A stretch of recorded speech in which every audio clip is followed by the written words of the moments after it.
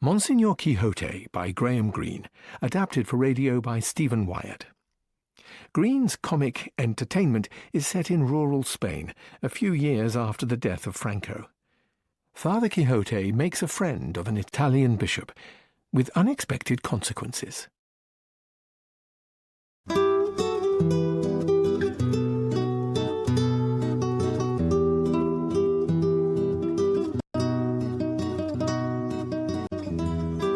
Perhaps I should begin by explaining how a humble village priest from El Toboso in the region of La Mancha became Monsignor Quixote.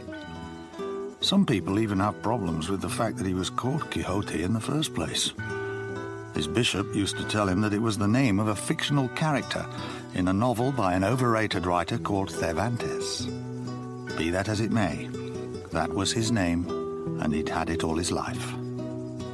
How Father Quixote became a Monsignor of the Church is altogether a more interesting story.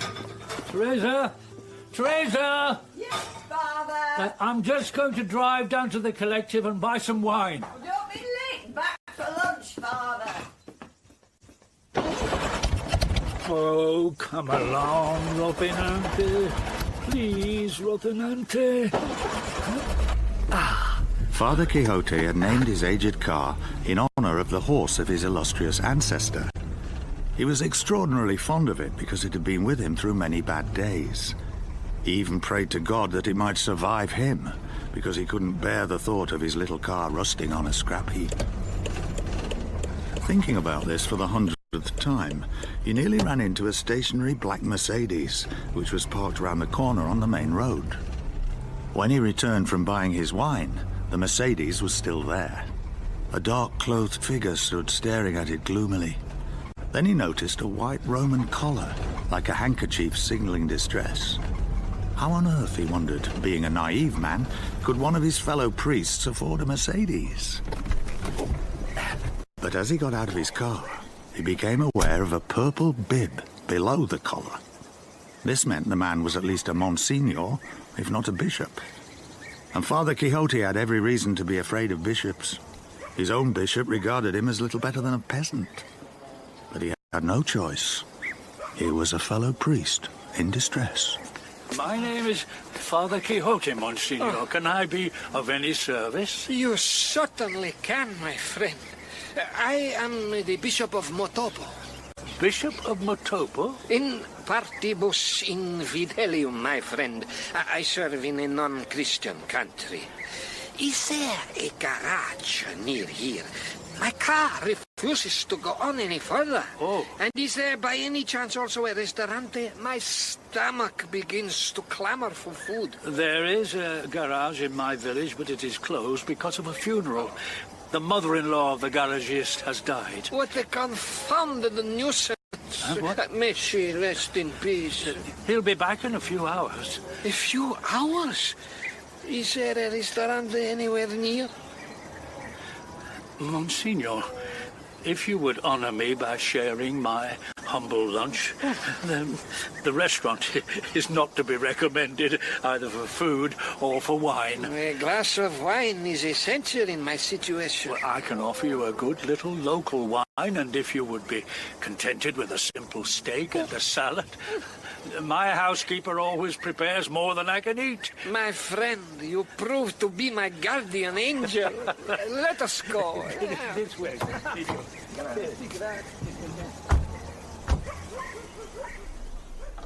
I'm afraid the door is quite low. Nevertheless, it is an honor for me to be a guest in the house of Don Quixote. Oh, my bishop does not approve of the book. Holiness and literary appreciation don't always go together. Well, if you'll excuse me, Monsignor, I need to consult with my housekeeper about lunch. Of course. I shall occupy myself with the contents of your bookshelf. Thank you, Monsignor. He found Teresa in the kitchen, which served also as her bedroom. And, it must be added, the kitchen sink was her only wash basin. The father's housekeeper, how can I put this, was no Dulcinea. Teresa! Teresa! Teresa, we have a guest for lunch. which must be prepared quickly. Well, it's only your steak and a salad, and what remains of the manchego cheese. But my steak is always big enough for two, and the bishop is an amiable man. The bishop? I'm not serving him. No, not our bishop. An Italian. A very courteous man. His car broke down and I couldn't leave him stranded. And I certainly couldn't inflict Carlos's restaurant on him. But don't you see, it's the steak. What about the steak? Well, you can't give the bishop horse meat. My steak is horse meat? It always has been. How can I give you beef with the money you allow me? You have nothing else? Nothing. Oh, dear. Well, we can only pray that he doesn't notice. After all, I've never noticed. But you've never eaten anything better. Well, I suppose you're right. We can at least give him some decent wine. Where's that half bottle of Malaga? Yeah, here we are.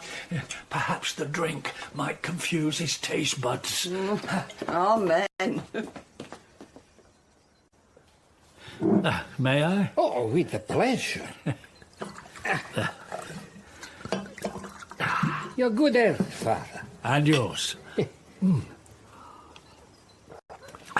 Prima. So, are you here on holiday, Monsignor? Not exactly on holiday, though it's true I am enjoying my change from Rome. The Holy Father has entrusted me with a little confidential mission because of my knowledge of Spanish. I suppose, Father, that you see a great many foreign tourists in El Toboso. Not many, Monsignor, for there is very little for them to see here. Your steaks, Father. Monsignor? Come to the table, please. Oh, with pleasure. Shall I bring my glass across? They seated themselves at the table, and of course the bishop said grace. Teresa hovered anxiously in the doorway.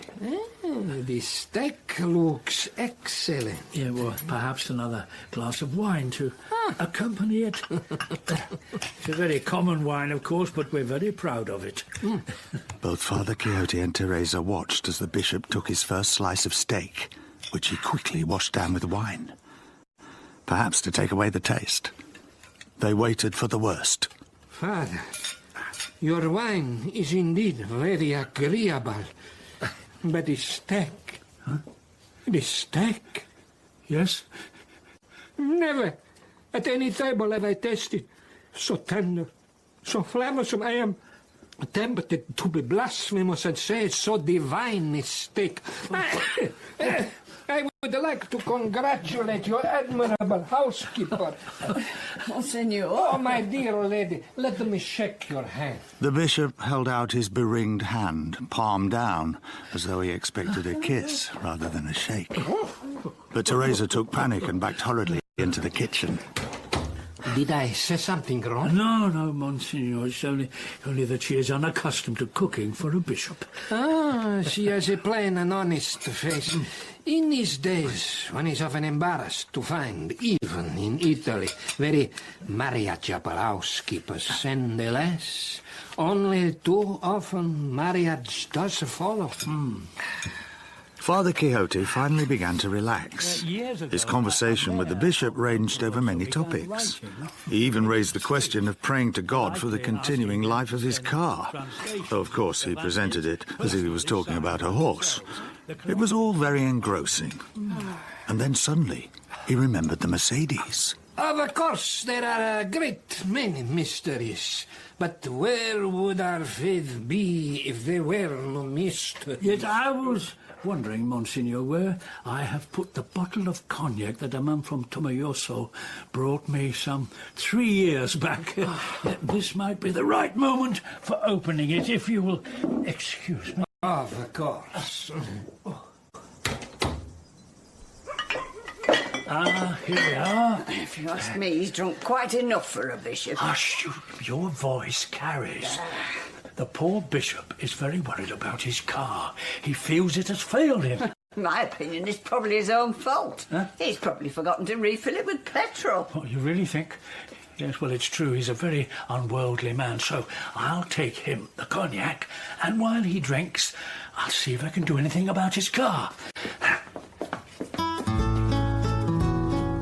Father Quixote left the cognac with the bishop and put a jerry can of petrol in the boot of Rocinante. He didn't really believe the problem was as simple as Teresa suggested, but there was no harm in trying.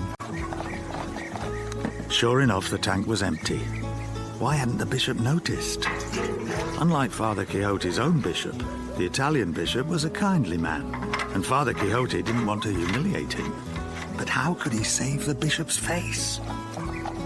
If the bishop had not noticed the gauge, it might be possible to pretend a mechanical knowledge Father Quixote didn't possess. So he rubbed some oil on his hands and hoped for the best. Ah, Father, I've just been looking at your copy of Cervantes. What a wonderful work. Indeed. So, in what condition did you find the Mercedes? Has it been bewitched by some sorcery in this dangerous region of La Mancha? The Mercedes is ready to be driven, Monsignor. A miracle? Or has the garagist returned from the funeral? The garagist had not returned, so I took a look at the engine myself. Excuse my oily hands. You were very low in petrol. That was easy to remedy. But there were also some adjustments to be made to the engine. I never know the technical name for these things, but it is working satisfactorily now. Oh, so it wasn't only the petrol. Well, perhaps when you reach Madrid it would be as well to get a professional overhaul. Then I can be off. Unless you would like a short siesta. No. I feel completely refreshed by your excellent wine and this steak. The steak. Oh, yeah. This way, Monsignor.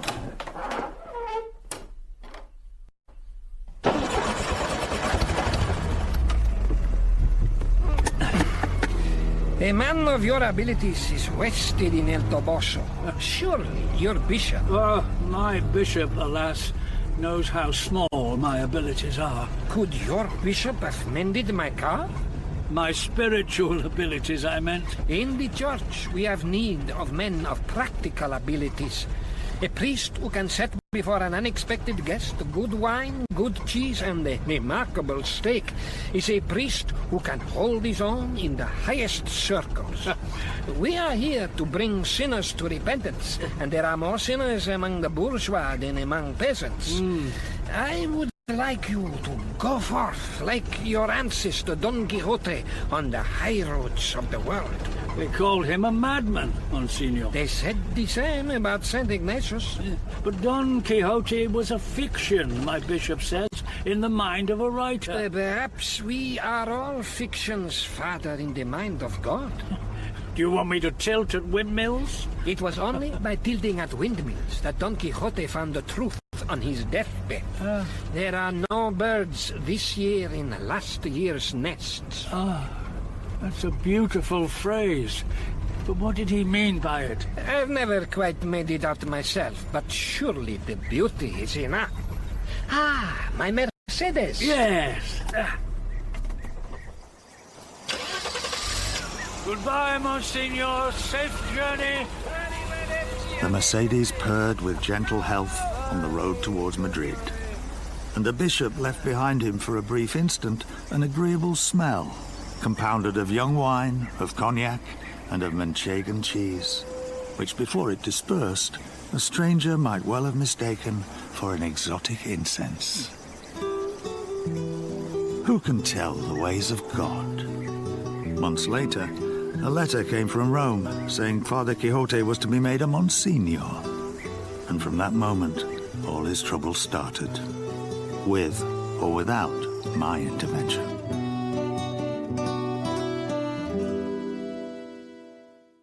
More of that later. On this particular day, Father Quixote returned home in an excellent mood to news from his housekeeper. I didn't know where to find you. Oh, what's the matter? You've got a letter. I was only up the street talking to the mayor. Oh, that heretic. If there were no heretics, Teresa, there would be little for a priest to do. So what's so special about this letter? It's a letter from the bishop. Huh? Not that nice Italian bishop, your bishop. It's got his red seal on it. Oh dear, oh dear. Oh, I think I'd better sit down. He sat with the letter in his hand for a long time, fearing to open it. He couldn't remember a single letter from his bishop which hadn't included a complaint of one kind or another. For example, there was the time when he diverted the Easter offering, which traditionally belonged in the priest's own pocket, to the pocket of a representative of a charity with the worthy Latin name of In Vinculis, purporting to look after the spiritual needs of poor imprisoned men. It was a private act of benevolence, which had somehow reached the bishop's ear after the collector had been arrested for organizing the escape of certain incarcerated enemies of Generalissimo Franco, then very much still alive. The bishop had called him a fool, a term Christ had deprecated. Father Quixote, I have received an utterly incomprehensible letter from Rome, which at first I took for a joke in the worst taste, concocted by some member of that communist organization you seemed so keen to support. But on asking for confirmation, I have today received an abrupt letter confirming the first missive, and asking me at once to communicate to you that the Holy Father has seen fit, for what strange stirring of the Holy Spirit it is not for me to inquire, to promote you to the rank of Monsignor. Of Monsignor. Apparently on the recommendation of a bishop of Motopo, of whom I have never heard, without any reference to me, through whom such a recommendation should naturally have come. A most unlikely action on my part, I hardly need to add.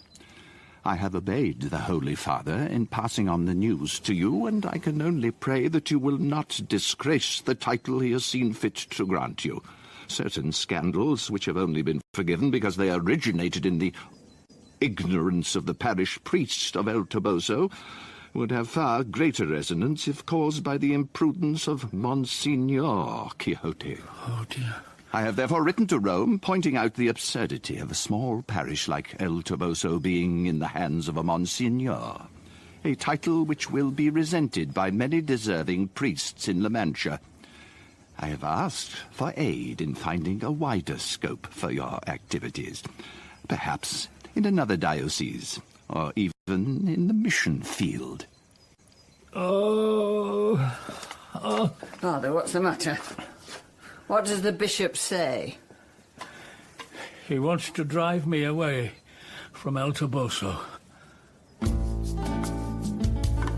The truth is that there were very few people in the village in whom Father Quixote could confide. To his parishioners, he was their priest, and they expected him to keep a certain distance outside the confessional. Although, to be truthful, their sins were usually very dull and unimaginative. With me, it was different. It felt as if for all our differences, we were equals, and he no longer felt the need to be a kind of official superior. But it was the time of the local elections, and I had my own problems. Father Quixote, come and join me. Sit down, Father. Let me pour you some wine. Thank you. Your health. And yours.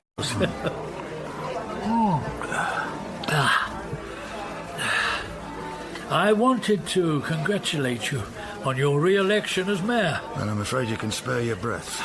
What do you mean? I have suffered an unexpected defeat. You're no longer mayor? But after all these years... I know. Unfortunately, the forces of the right have reformed. They seek another Generalissimo to replace the recently deceased General Franco, whose death I resolutely refuse to mourn. But why vote against you at this particular election after all these years? Yes, I know, after all these years. You are an innocent father, and you know nothing of the dirty way in which politics are conducted here. But I have information of certain intrigues between the garagist, the butcher, and the owner of that very second-rate restaurant, who it seems wants to enlarge his premises. Let's just say that money has been lent to the owner of the restaurant by a mysterious stranger, if you know what I mean. And he has bought a new deep freeze. But how has this affected the results of the election? Well, let's just say there are wheels within wheels. You don't want to know the sordid details. Oh, well, I'm really sorry. I've always considered you a very good man. I'm very kind of you to say so. But from now on, I wash my hands of El Toboso. Ah. So, how are you, Father? Well, I'm afraid I'm not very happy either. I'm being driven away from here by my bishop. How can that be possible? So he told me, the ex-mayor as I now was, the whole sad story. Ah, so they made you a Monsignor. Isn't that good? It's more like a curse than a blessing. Oh, I'm sorry, but that's what comes of putting your faith in the church. It is not a question of the church, but of an Italian bishop. I know he meant well by recommending me, but I wish he'd never done it, because now my own bishop wants to drive me out of El Toboso. I'm sorry, Sancho, I'm being very selfish. You have your own problems. You don't object if I call you Sancho, even at a time like this? I rather like it, particularly at a time like this. Thank you. I like to think we both have ancestors in Cervantes.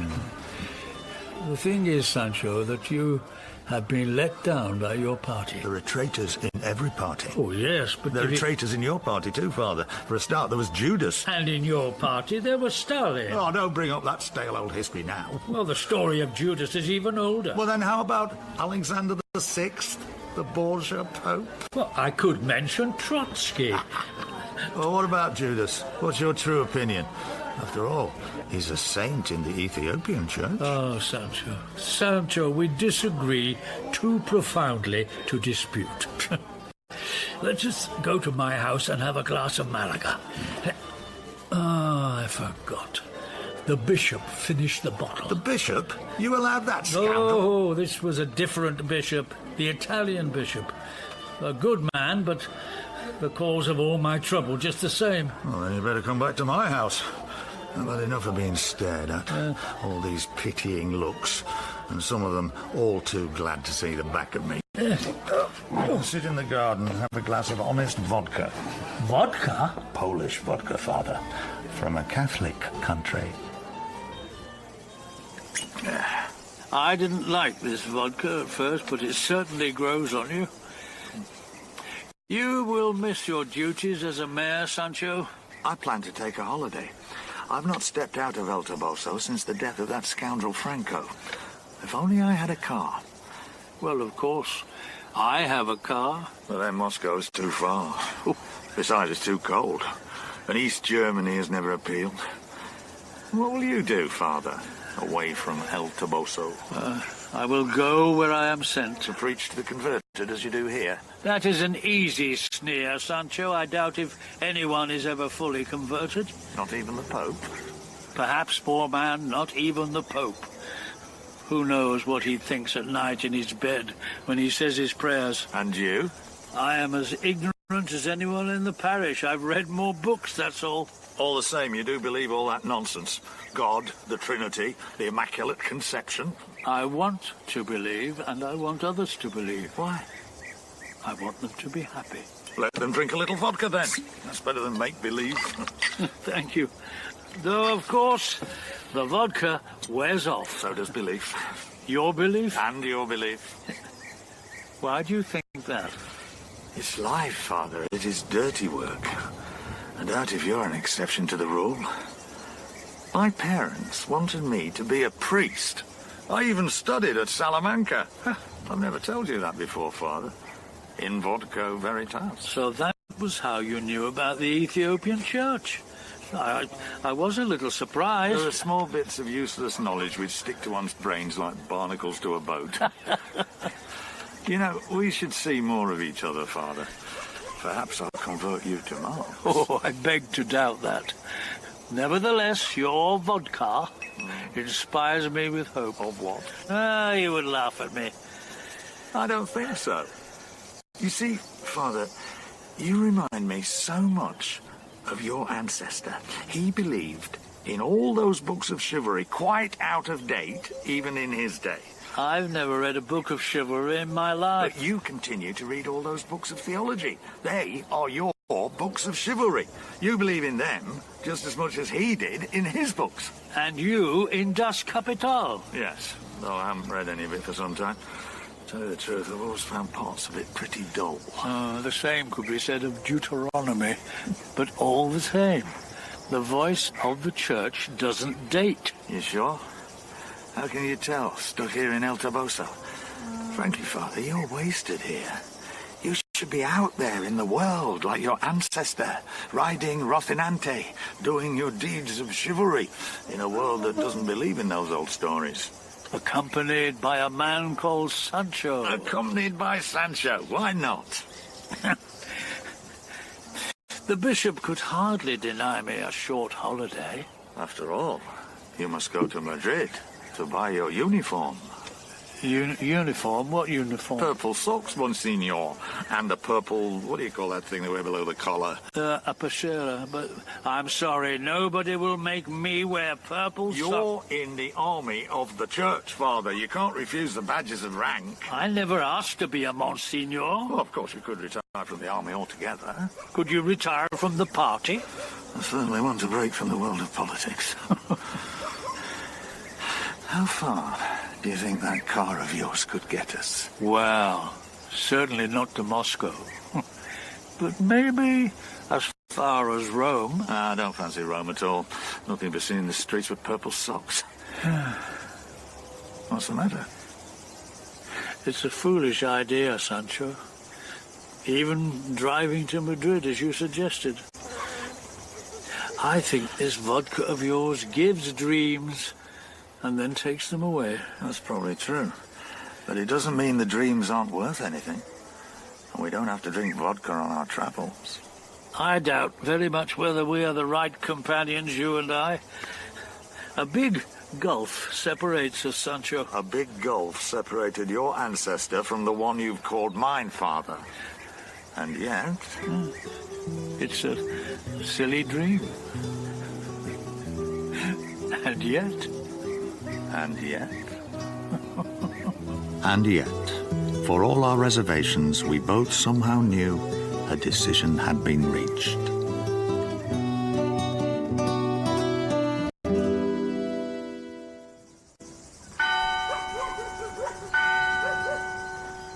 It took Father Quixote, now Monsignor Quixote, a great deal of courage to write to his bishop requesting a short holiday. It took even more courage to open the letter he sent in reply. It was probably just as well that the bishop didn't know that he was planning to go on his travels with my good self, El Toboso's ex-mayor, a noted atheist and communist. Monsignor Quixote. Oh dear, you can almost hear the acid in the bishop's voice.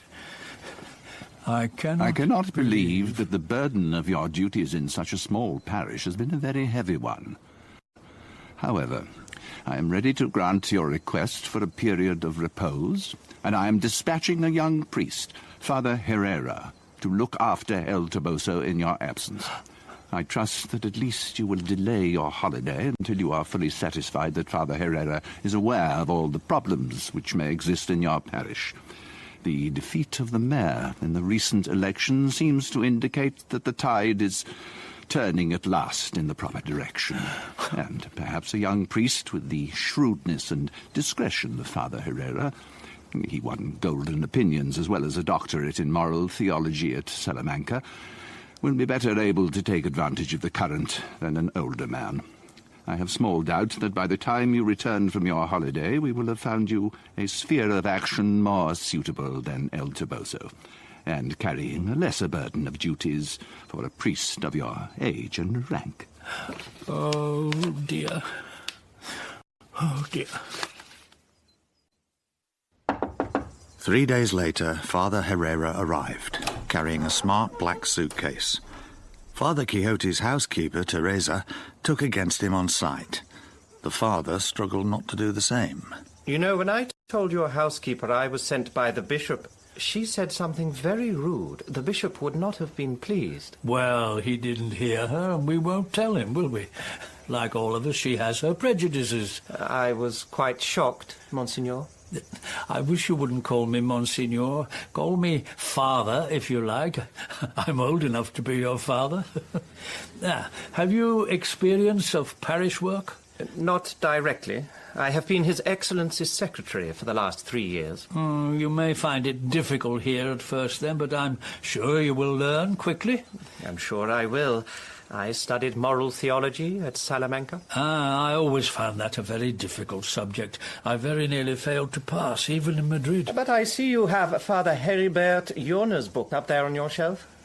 A German, but all the same very sound on the subject. I'm afraid I've not read him for many years. Moral theology, as you can imagine, doesn't play a great part in parish work. I should have thought it essential in the confessional. Well, when the baker or the garages come to me, which is not very often, their problems are usually very simple ones, and I trust to my instinct. I usually don't have the time to look their problems up in Iona. Instinct must have a sound basis, Monsignor. I'm sorry, Father. Of course. But like my ancestor Don Quixote, perhaps I put my trust most in old books written before Iona was born. The Gospels, for example. Yes, of course, the Gospels are important. But we all need a strong theoretical basis for our teaching, and Iona can provide that. I don't doubt that, but what What? Well, I'm sorry, it's just a truism, but I was going to say another sound base is God's love. Of course. But we mustn't forget His justice either, must we, Monsignor? After all, Father Iona makes a very clear distinction between love and justice. I'm sure he does. Perhaps I should be taking his admirable tome on my travels. Perhaps you should. It's never too late for any one of us to learn. Indeed, and he may well be the perfect answer to Karl Marx.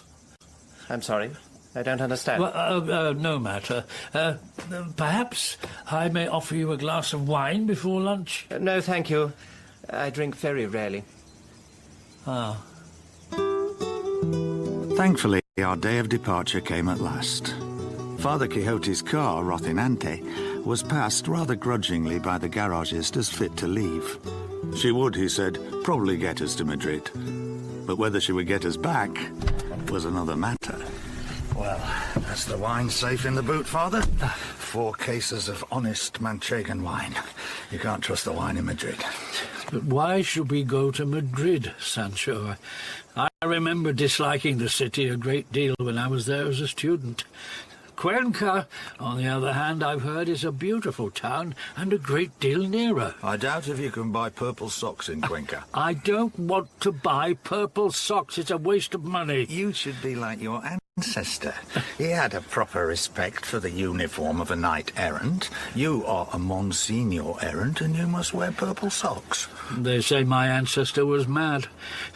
They will say the same of me, and I will be brought back in disgrace. Nonsense. Let's just be on our way. The sooner I put El Toboso and the new mayor behind me, the better.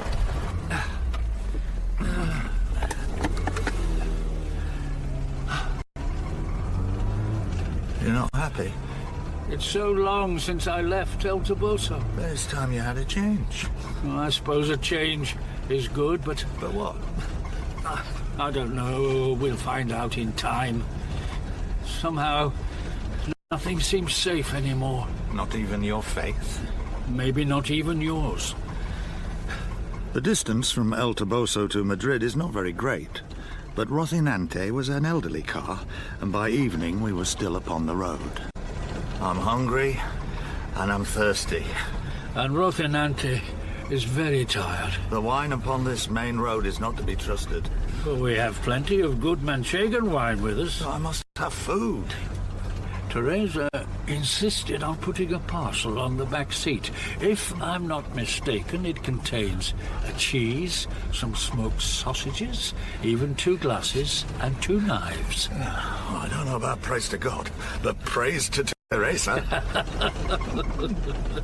We stopped for the night by the ruined wall of an outhouse belonging to an abandoned farm. Oh, look, somebody's painted a hammer and sickle in red over there. I would have preferred a cross to eat under. What does it matter? The taste of the cheese will not be affected by cross or hammer. Besides, there's not much difference between the two. They're both protests against injustice. But the results were a little different. One created tyranny, the other charity. Tyranny, charity. What about the Inquisition and our great patriot Torquemada? fewer suffered from Torquemada than from Stalin. You're quite sure of that? Relative to the population of Russia in Stalin's day and of Spain in Torquemada's. Oh, I'm not a statistician, Sancho. Do open a bottle if you have a corkscrew. I am very rarely without one. Good. Tell me, Father, do you really hope that Catholicism will one day lead men to a happier future? Of course, I hope. Only after death, though. So do you hope that communism, I mean the real communism your prophet Marx spoke about, will ever arrive, even in Russia? Yes, Father, I hope. I do hope. But it's true. I only tell you this because your lips are sealed as a priest. I do sometimes despair. Oh, despair, I understand. Not final despair, of course. Mine isn't final either, Father. Or I wouldn't be sitting here on the ground with you. Yeah, well, then let us drink to hope. The night was beginning to turn from cool to cold, but the wine kept us warm, and the food filled our bellies. So we were in no hurry to hasten towards a city we disliked, and along the way breathed the fumes of the lorries passing along the main road in a chain of headlights. You know, I have never denied that your Karl Marx was a good man. He wanted to help the poor, and that want of his will certainly have saved him at the last. I'm not sure I'd have thanked you for that recommendation. You said when we started out that for all our differences we must have something in common. Perhaps what we have in common is this Manchegan wine, friend. Your good health. And yours, friend. You know, what puzzles me is how you can believe in so many incompatible ideas. For example, the Holy Trinity. Yes. It's worse than higher mathematics. Can you explain the Trinity to me?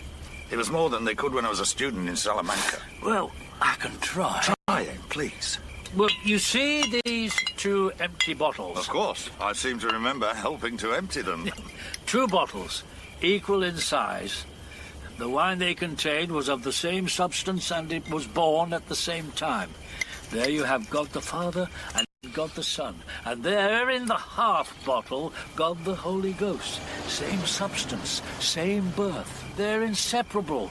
Whoever partakes of one partakes of all 3. Very well.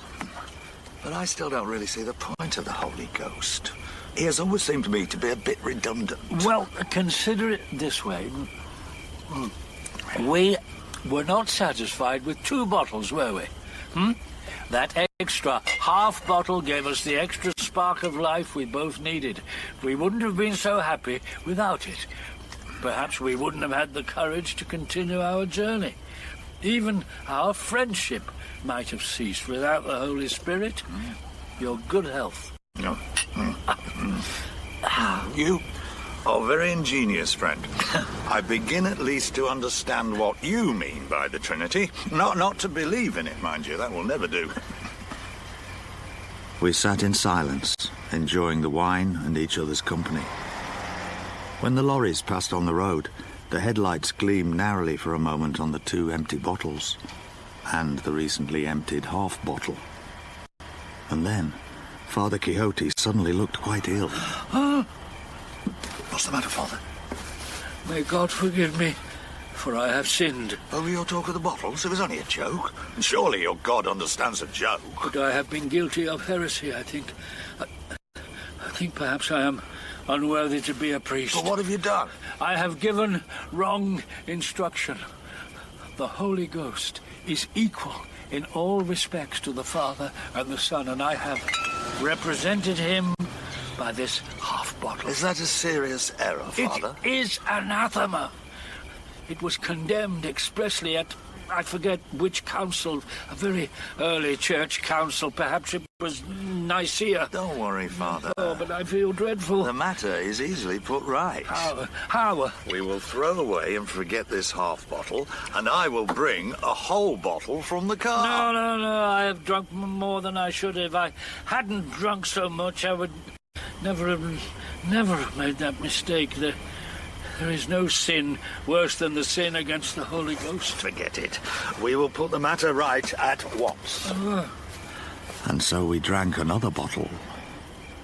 The Manchegan wine was light, but it seemed to both of us wise not to travel on, but instead stretch out on the grass and sleep the night away.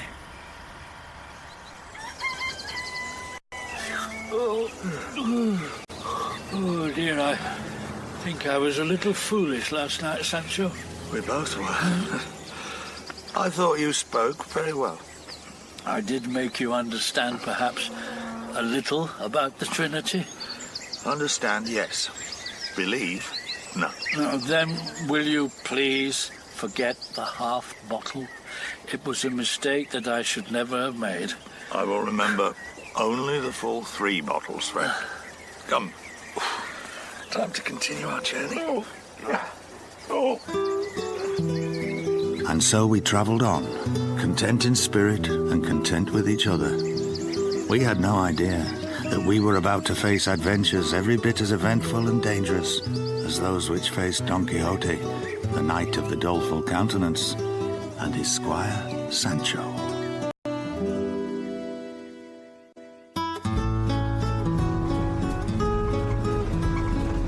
On the next day of our journey, Father Quixote and I finally arrived in Madrid. That's it. The Palace Hotel. Oh, I'm afraid it looks a little too grand for me. I'm very happy to pay for it. But that's a very expensive hotel, and you're supposed to be a communist. Communism is not against comfort, even what you call luxury, so long as the workers benefit in the long run. However, if you wish to be uncomfortable and mortify yourself... I am quite ready to be comfortable, but I wouldn't be comfortable there. Comfort is a state of mind. We drove on into a poorer quarter of town, taking streets at random. And then, unfortunately, the father's ancient car, Rocinante, stopped. And nothing would make her start again. Oh. We were stopped outside a crumbling hostelry with a dingy doorway. This is where we stay. But it's not even clean. These are obviously very poor people. They need us. The Palace Hotel doesn't.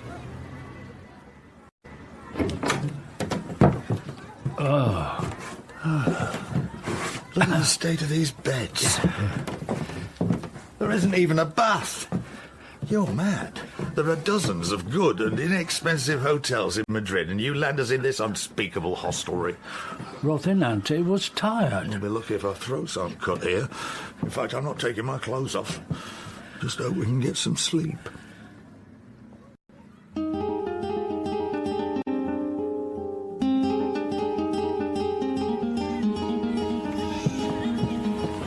Wake up, Monsignor. Huh? Wake up. Oh. Time for us to go shopping. Shopping? You're a Monsignor, remember? We have to buy you some purple socks. But, is it really necessary? You're a knight-errant, like your ancestor. You need your proper accoutrements. Stuck in El Toboso, you haven't realized how all along the roads of Spain, the ghost of Franco still patrols. Your socks will be our safeguard. The Guardia Civil respects purple socks. No, but one other thing. I hope you don't mind. I couldn't sleep, so I borrowed that book of yours by your bedside. Which book? Father Heribert Yona on Moral Theology. Bit heavy-going, but it gives an insight into the strange workings of the priestly mind. I won't mind holding on to it. Perhaps I can swap it with you temporarily for the selected works of Lenin. Of course. Why not? One shouldn't be narrow-minded. And now, the purple socks. Oh, dear. Reluctantly, Rocinante took us shopping. Our hearts sank at the elegance of the clerical outfitters and the dark, well-pressed suit of the assistant, who greeted us with the distant courtesy of a church authority. These are nylon. These pure silk. And these are cotton. The best Sea Island cotton, of course. I usually wear wool. Well, of course, we have wool, but we usually find nylon or silk preferred. It's a question of tone. Silk or nylon has a richer purple tone. Wool rather blurs the purple. For me, it's a question of warmth. No, excuse me. Monsignor, I agree with this gentleman. We want a purple which strikes the eye, as it were, from a distance. From a distance? I'm afraid I don't... We don't want the purple to look accidental. We want it to give off a clear message. We certainly don't want a non-ecclesiastical purple. Nobody has ever found fault with our purple, even the woolen purple. Well, still, for our purposes, the nylon is much the best. Certainly has the right shimmer. And then, of course, we need, what do you call that sort of bib Monsignors wear? I suppose you mean the pechera. I imagine you will need that in nylon to match the socks. I have agreed about the socks, but I absolutely refuse to wear a purple pechera. Only in an emergency, Monsignor. But what emergency could I possibly explained to you, just in case, given the state of the roads. The state of the roads? Yes. Of course, Monsignor.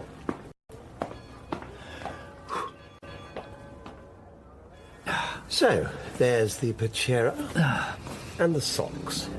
Will that be all, Monsignor? Yes. Well, all for now. But just in case, do you do cardinals' hats? The Monsignor hasn't reached that stage yet, but you never know. Cardinals' hats are always received from His Holiness. Ah, that's good to know. If you could just wrap these things up. Of course. If you'll excuse me for a moment. I'm afraid I think I went a bit too far. I may well have aroused suspicion. Yes, I'm sorry, but he looks the kind of man who might well belong to Opus Dei. I wouldn't put it past him to take the number of our car. Unfortunately, Father Quixote's suspicions about the assistant turned out to be all too well-founded, which should have taught me a lesson about not making facetious remarks. For the moment, we were just glad to see the back of Madrid. So, where are we heading? We should follow the road to Salamanca. On the way, I want us to visit a holy site high up in the hills. A holy site? The last resting place of Generalissimo Franco.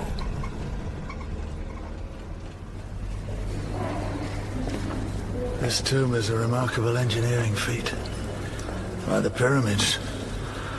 And it needed slave labor to accomplish it. As in your Siberian camps? Well, at least Russian prisoners labor for the future of their country. This was all for the glory of one man. Well, as I understand it, this was meant to be a chapel of reconciliation where all the fallen on both sides were to be remembered. I don't think you'll find any memorial to dead Republicans. You know, I wish I believed in damnation, for I would certainly put the Generalissimo there in the lowest depths. I'm sure Dante would have done the same. I'm afraid I suspect human judgment, even Dante's. It's not the same as the judgment of God. I expect you'd put him in paradise. I never said that, Sancho. I don't deny he did many wrong things, but we should still pray for him.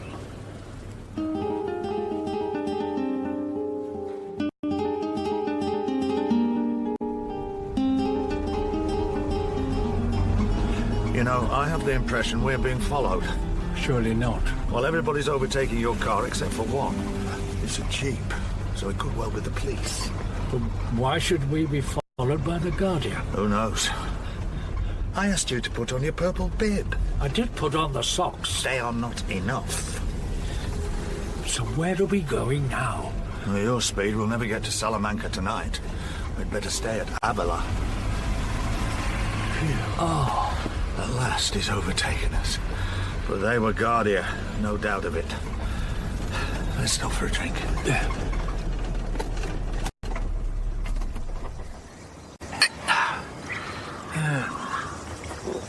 Yes, but why would they follow us? We've done nothing wrong. They judge by appearances. But we must look as innocent as lambs. I wouldn't rely on that. I suppose it's the wine, but I do feel extremely hot. I can't say I noticed the heat.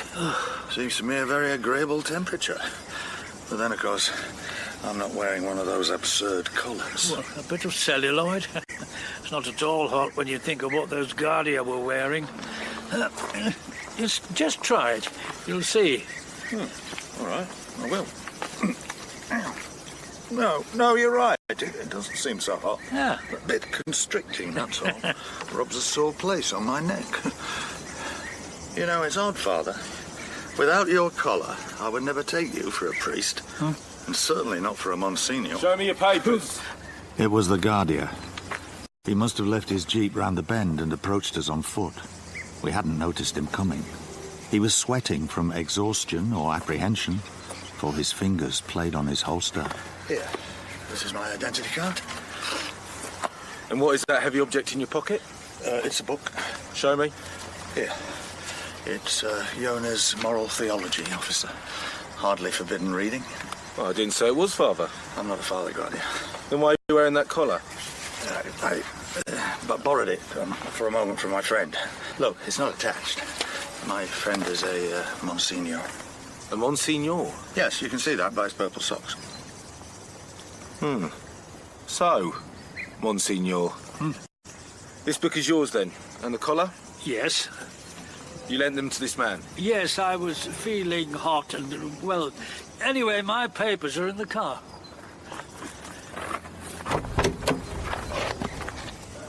Ah, yes, here we are. And what's that book? This book, it's the Selected Works of Lenin. Lenin? Yes. Is this your book? No, mine is the moral theology one. Is this your car? Yes. But this is not your book? It belongs to my friend. The man to whom you lent your collar? Yes. Even Lenin is not forbidden reading now, Guardia.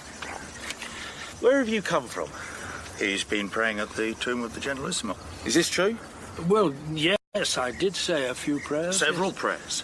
One would hardly be enough. What do you mean, not enough? Oh, you mustn't pay attention to what he said. He's a good man at heart, and he made a wonderful mayor of El Toboso, even though he's a communist. So where did you spend last night? In Madrid. Where? What hotel? A little place, I don't remember. What street? I'm not quite sure. We stayed at the Palace Hotel. That's not a little place. Size is relative. The Palace Hotel is a very small place if you compare it to the Generalissimo's tomb. Stay here until I come back. And if you try to start the car, you will be hurt. What does he mean? We will be hurt. He's threatening to shoot us if we move. So we stay? We stay. Yeah, why did you lie about the hotel? Hesitation would only make things worse. Well, they can check. Let them check. To me, this is an inexplicable situation. Well, it wasn't until he left his village that your ancestor encountered the windmills. Look, our task is easier. We have not 30 or 40 windmills to deal with. Just 2. The Guardia was returning with a more decisive-looking colleague. And the way he waved his arms about as he explained to his companion the strange contradictions he had encountered certainly brought a windmill to my mind. Open your boot. What are those boxes? Manchegan wine. You seem very well supplied. Yes, indeed. If you would care for a couple of bottles. Officer, write down that this so-called Monsignor offered us 2 bottles of Manchegan wine. At once? And you have taken down the number of the car. Oh, yeah. I took it down while we were on the road. You keep strange company, Monsignor. Dangerous company. If this selected works of Lenin is indeed his and not yours, where are you heading now? Our villa. And where will you be staying there? At the Parador. If they have rooms. You have no reservations? We are on holiday, Guardia. We take the look of the road. Well, gentlemen, we have your number. Enjoy your trip. Good day. I think it would be better to avoid our villa. Why? They will warn the Guardia there about us. But we are innocent. We're doing harm to no one. We're doing harm to their peace of mind. Let's see if they decide to follow us some more. Looks like they're driving off. For the moment, at least, like your ancestor, we have conquered the windmills. But the windmills were one of the earliest dangers Don Quixote had to contend with. There were plenty more afterwards. Father, no more worrying for now. Let's just sit down and finish our bottle.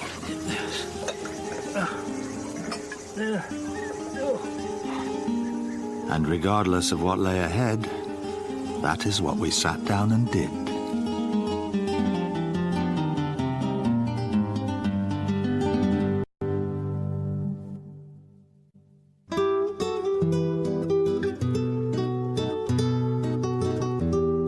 During our rather difficult encounter with the Guardia Civil, we had told them that we were heading towards Avila. All in all, however, it seemed wiser to drive towards my old university city of Salamanca, as we had originally planned. I chose our hotel in Salamanca for reasons of my own, which will soon appear. Oh. It was secluded, quiet and friendly, so Father Quixote was delighted with it. At my request, we'd been given separate rooms, but when we first arrived, the father sat with me in mine. This is a charming place. What an excellent choice of yours, Sancho. The Patrona was truly welcoming, so different from when we were in Madrid. And what a large staff of charming young women for so small a hotel. In a university city, there are always a lot of customers. And the establishment is so clean. Did you notice? Outside every room on the way up there was a pile of linen. They must change the linen every evening at the time of siesta. And such a nice family atmosphere. All the staff sitting down to an early supper with the Patrona at the head of the table ladling out the soup. Really, she was just like a mother with her daughters. She was very impressed at meeting a Monsignor. Come in. Thank you. Oh. Good heavens. Champagne in an ice bucket. Did you order this, Sancho? No, I don't really care for champagne, but it's the custom of the house. Well, perhaps we ought to drink a little just to show that we appreciate their kindness. Oh, it will be included in the bill. So will their kindness. Oh, don't be a cynic, Sancho. Well, if you insist on trying it, let me see if I can get it open. Unfortunately, while I was struggling to open the champagne, Father Quixote noticed a small square envelope lying on my bedside table. He took out what seemed to him like a small sausage-shaped balloon. What are you doing, Father? I'm trying to blow up this balloon, but how do you keep the air in? Surely there should be some sort of nozzle. A nozzle? I'm sorry. I've always been inquisitive in small ways. My greatest temptation in the confessional was to ask unnecessary and even irrelevant questions. Oh dear. I'm so sorry. I didn't mean to break your balloon. Was it a gift for a child? No, Father. It was a gift for the girl who brought in the champagne. Don't worry. I've got several more. Have you never seen a contraceptive before? No, I suppose you haven't. I don't understand. A contraceptive? Well, what could you do with a thing that size? Well, it wouldn't have been that size if you hadn't blown it up. Here, have some of this damn champagne. Where have you brought me, Sancho? To a house I knew as a student. It's wonderful how these places survive. You should never have brought me here. A priest? Don't worry, you won't be bothered in any way. I've explained things to the lady of the house. She understands. But why, Sancho, why? Well, I thought it was best to avoid a hotel where we have to sign the registry. For at least tonight. Those civil guards. So we are hiding in a brothel. You could put it that way.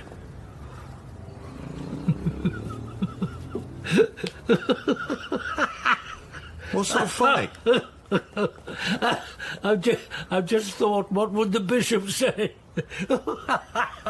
A Monsignor in a brothel. With due respect, you're probably not the first. All the same, I think I'd better go upstairs and lock my door.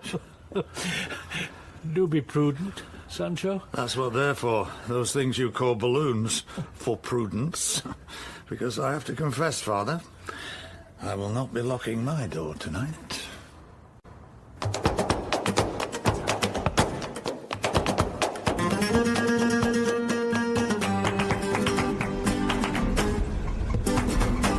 It was late the following morning when we set off, and it must be owned that things were a little strained at first.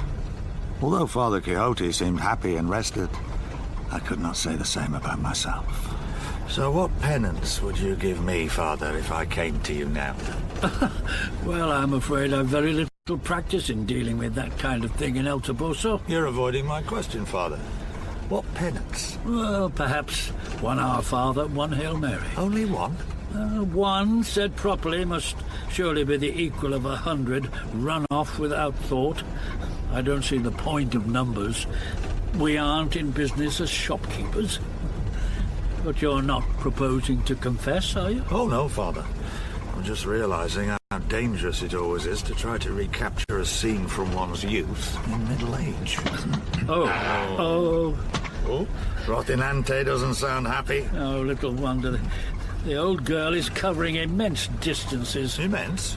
A few 100 kilometres? Well, her usual stint is 10, when I have to fetch wine from the cooperative. Well, then it's just as well we decided against Rome or Moscow. Oh, she's very old, Sancho. That thought is not going to make me feel any cheerier. You know, I have sometimes thought, may God forgive me, that I was specially favoured because I have never been troubled with sexual desires. Not even in dreams? No, not even in dreams. Then you are a very lucky man. Am I? Really? You're missing out on a certain amount of pleasure, maybe, but the misery far outweighs it. Well, I sometimes think that... What, Father? Well, I sometimes ask myself, how can I pray to resist evil when I am not even tempted? There is no virtue in such a prayer. So you're a Don Quixote without a Dulcinea to fight for? Well, maybe. But I do have a sort of Dulcinea, even though she lived a long way away from El Toboso. All the same, her letters reached me there. They were a great comfort to me when things were difficult with the bishop. There was one thing she wrote, I think of it nearly every day. Before we die by the sword, let us die by pin stabs. Your ancestor would have preferred the sword.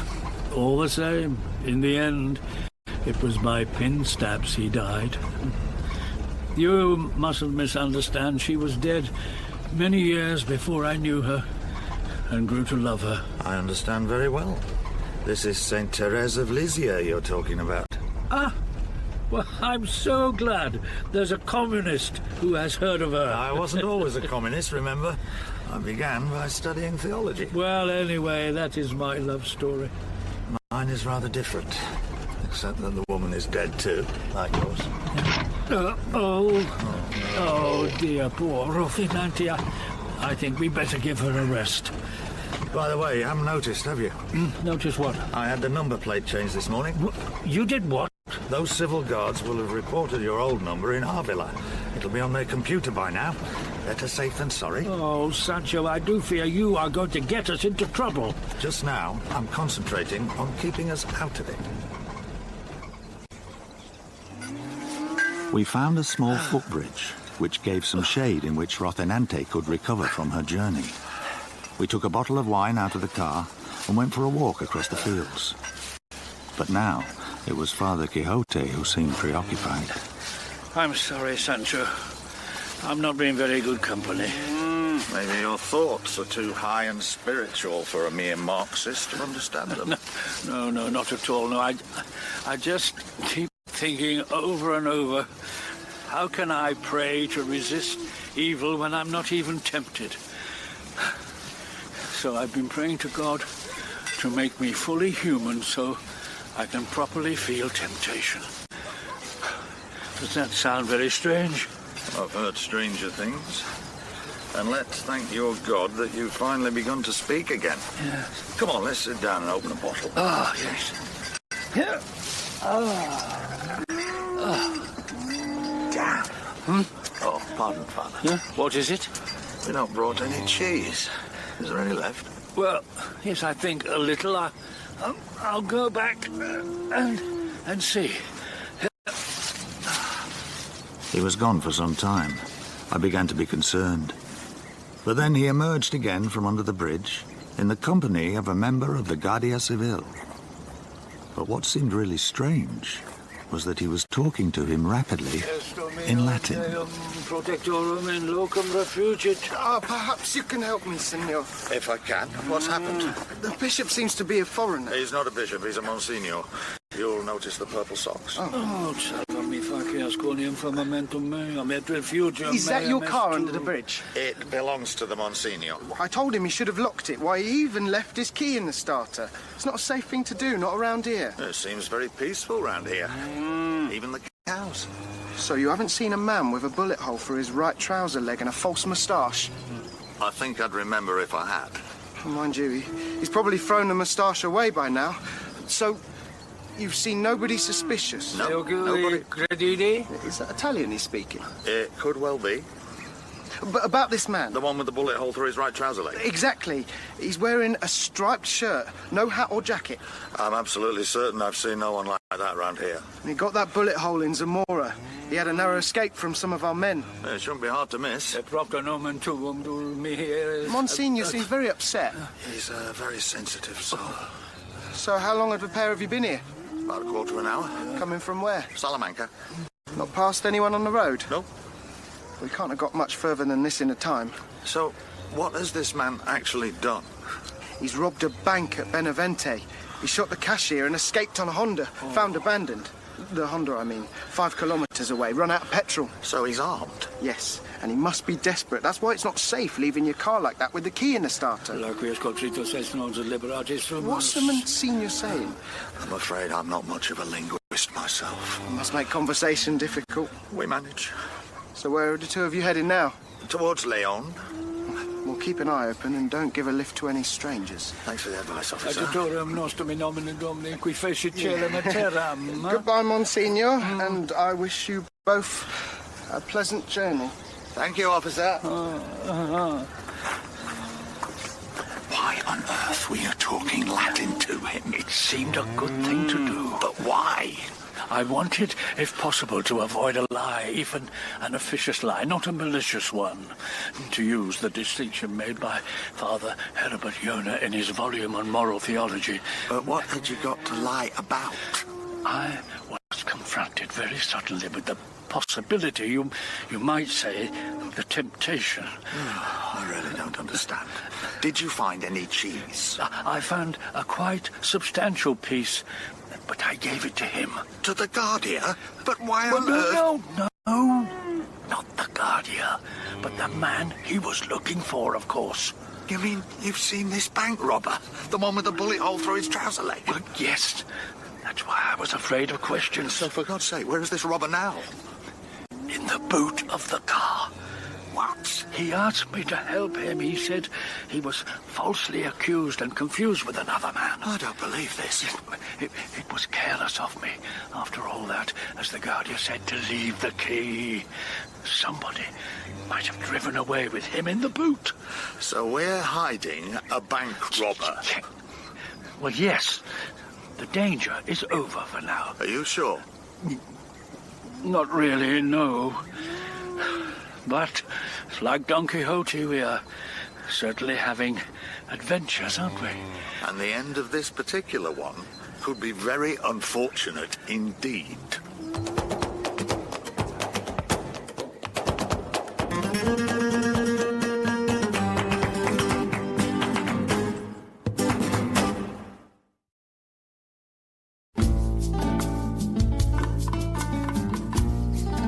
Father Quixote and I walked back across the fields to where his car, the faithful Rocinante, was parked. For reasons too complicated to recapitulate, there was a bank robber concealed in the boot of the car. Oh, what kept you? He was indeed in a grievous enough state. His false moustache, loosened by sweat, hung down from one corner of his upper lip. It was lucky for him he was small and had folded easily into the small space which Rocinante's boot offered. I thought I was going to die in there. We were doing our best for you. We're not your judges, but your conscience should tell you that ingratitude is an ignoble sin. You can't imagine what it was like in this heat. Frankly, we've done a great deal too much for you. Now be off. But the Guardia went off in that direction, so I would advise you to keep to the fields until you can drown yourself in the city. How can I keep to the fields in these shoes? Look, they're rotten from the soles up. And how can I drown myself in the city, as you call it, when I've a big revolver hole in my trousers? You robbed a bank. You can buy yourself a new pair of shoes. Who said I robbed a bank? Look, my pockets are empty. You can search me if you like. Oh, you call yourselves Christians. Actually, I don't. I'm a Marxist. Oh, I've got a pain in my back. I can't walk a step. Oh, dear, but look, I've got some aspirin in the glove compartment. Well, I have some throat lozenges, too. I suppose there was a draft in the boot. Yeah, well, bring them. While Father Quixote's back was turned, the stranger pulled out a revolver. It happened too quickly for me to stop him. When the father turned back, he was staring into its barrel. Don't come any closer. You know, you mustn't point a thing like that. It's dangerous. What size shoe do you take? Well, I really forget. I think 39. Oh, and you? 40. Right, give me yours then, Father. But they're nearly as rotten as your own. Don't argue! I'll take your trousers too, if they'd only fit. But I don't understand why you went to rob a bank, if that's what you were doing, in a pair of rotten shoes. I took the wrong pair by mistake. That's why. Right, now, get back in the car, both of you. I'll sit in the back, and if you stop anywhere, for any reason, I shall shoot. Sancho.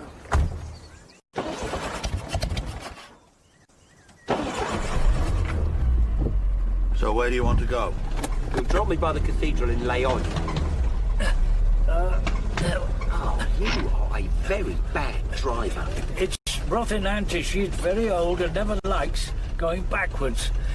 I'm afraid you haven't got much room there with all that wine. Shall we stop and return the case to the boot? No. Go on. Whatever happened to your Honda? The Guardian told me you abandoned it. I ran out of petrol. I'd forgotten to fill the tank. Wrong pair of shoes, no petrol. It really does look as though God was against your plans. I do wish you would relax and put the gun down. Rocinante sometimes behaves a bit like a camel. If she shakes you up suddenly, that thing might go off. You wouldn't be very happy with another man's death on your conscience. What do you mean, another man? Well, that poor fella in the bank whom you killed. I didn't kill him. I missed. God does certainly seem to have been working overtime to preserve you from grave sin. Anyway, it wasn't a bank. It was a self-service store. The Guardian said a bank. Oh, they'd say it was a bank even if it was a public lavatory. I feel more important that way. We drove our passenger as close to the cathedral in Leon as we could.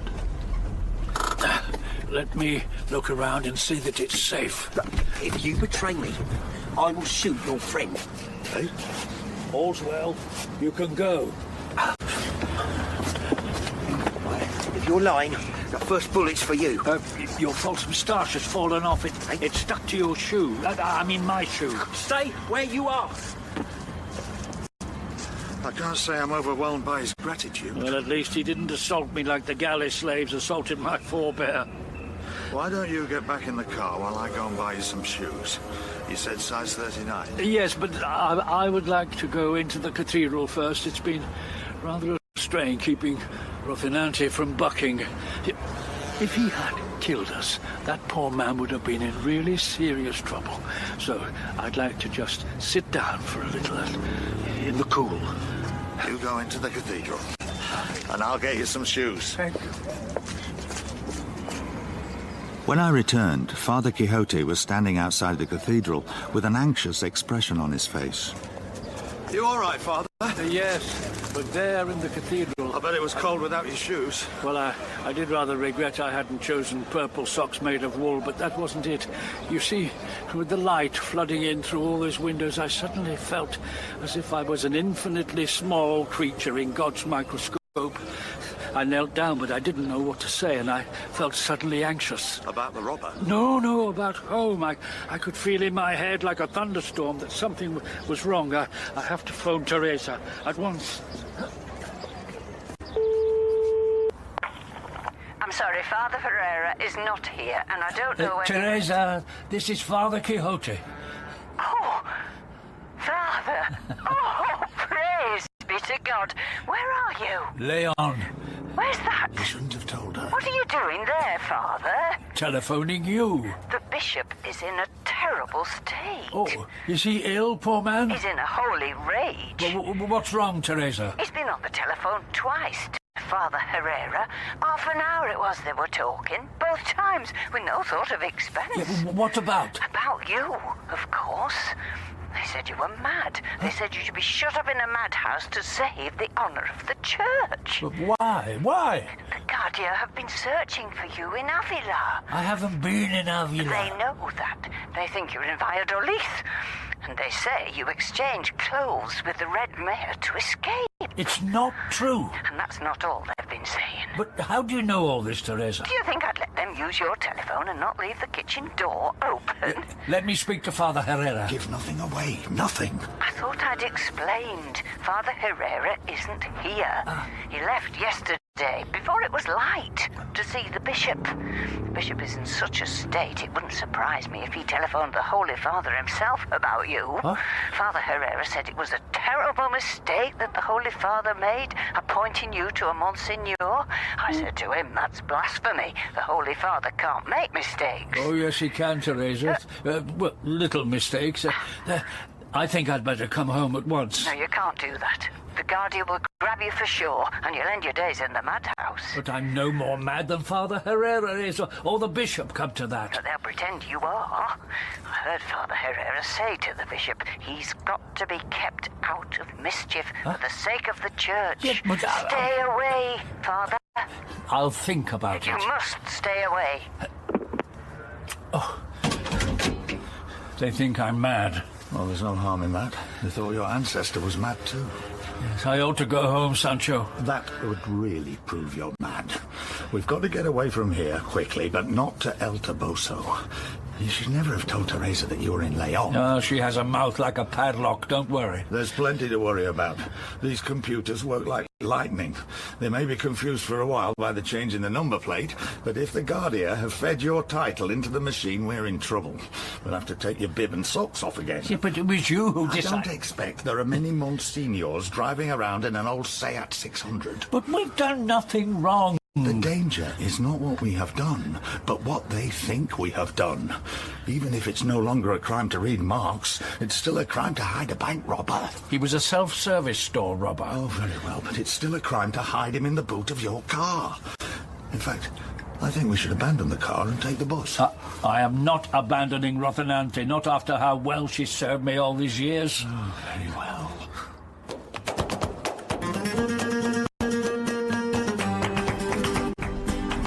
Are you serious? Yes, I really do think a monastery is a good idea.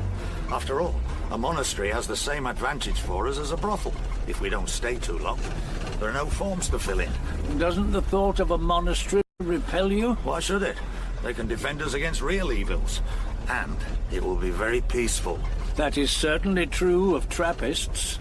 So, the monastery of Osera it is. Oh, but I think maybe a rest for Rocinante in the shade first. And for us, some wine.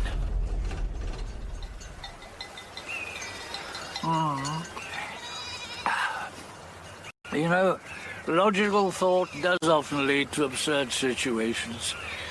There is a popular saint in La Mancha who lost her virginity when she was raped by a Moor in her own kitchen when he was unarmed and she had a kitchen knife in her hand. Are you saying she wanted to be raped? No, not at all, but her thought was quite logical. Her virginity was less important than the salvation of the Moor. By killing him at that moment, she was robbing him of any chance of salvation. An absurd, and yet, when one thinks of it, a beautiful story. This wine is making you talkative, Monsignor. I'm glad that, unlike your ancestor, you enjoy your wine. I do wish you wouldn't keep comparing me to him. I am Father Quixote and not Don Quixote. I go my way, not his. I have free will. I'm not tethered to an ancestor who's been dead these 400 years. I'm sorry, I never meant to offend. Father, we've had good times together. I raise my glass in honor of the Trinity. You can't refuse me. Oh, yeah, but I made that terrible mistake trying to explain the Trinity to you. I allowed half a bottle to represent the Holy Ghost. No danger of that this time. This third bottle is no half bottle. Do you think I'm a little drunk, Sancho? Oh, dear. I think I'm going to cry. Nothing, you know, can alter our friendship. You're right, Father. Oh, I only wish I had the right words. For what? And the learning, too. I am a very ignorant man. I don't understand what worries you. You worry me, Sancho. 4 days of your company worry me. I think of myself laughing when I blew up that balloon. Condom, you called it. Why wasn't I shocked? El Toboso seems 100 years away. I don't feel myself at all. I feel rather giddy. You're a little drunk, Father, that's all. Are these the usual symptoms? Talking a lot? Giddiness? Yes. Oh, and sadness? It takes some people that way. I think I need to sleep for a little before we go on. If I've said anything to offend you, forgive me. It was the wine that spoke, not me. You've said nothing bad. Lie down for a while, Father. Here, under the tree. You'll be in the shade like Rocinante. Thank you. And maybe I'll walk to the next village to find some coffee. Yes. Yes, yes, Sancho. Thank you, Sancho. Father! Father! He wasn't where I'd left him. I thought that maybe he'd gone to see if Rocinante was safe. The car was still there, but he wasn't. Father! I saw a couple of young hitchhikers and asked them if they'd seen an elderly priest. They said they'd seen a man dressed in black being carried along on a stretcher and put into a vehicle. He could have been sleeping. He could have been dead. And then finally I realized Father Quixote had been taken prisoner, and whoever had done it was probably hurrying him back to El Toboso.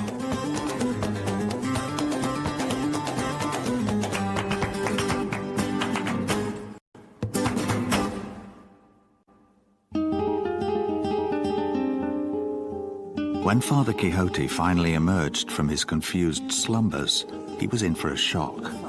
He slowly began to realize that he must have been kidnapped and brought back to his bedroom in El Toboso. What in the name of the Blessed Virgin have you done to the poor father? Don't worry, Teresa. He'll wake up in a minute.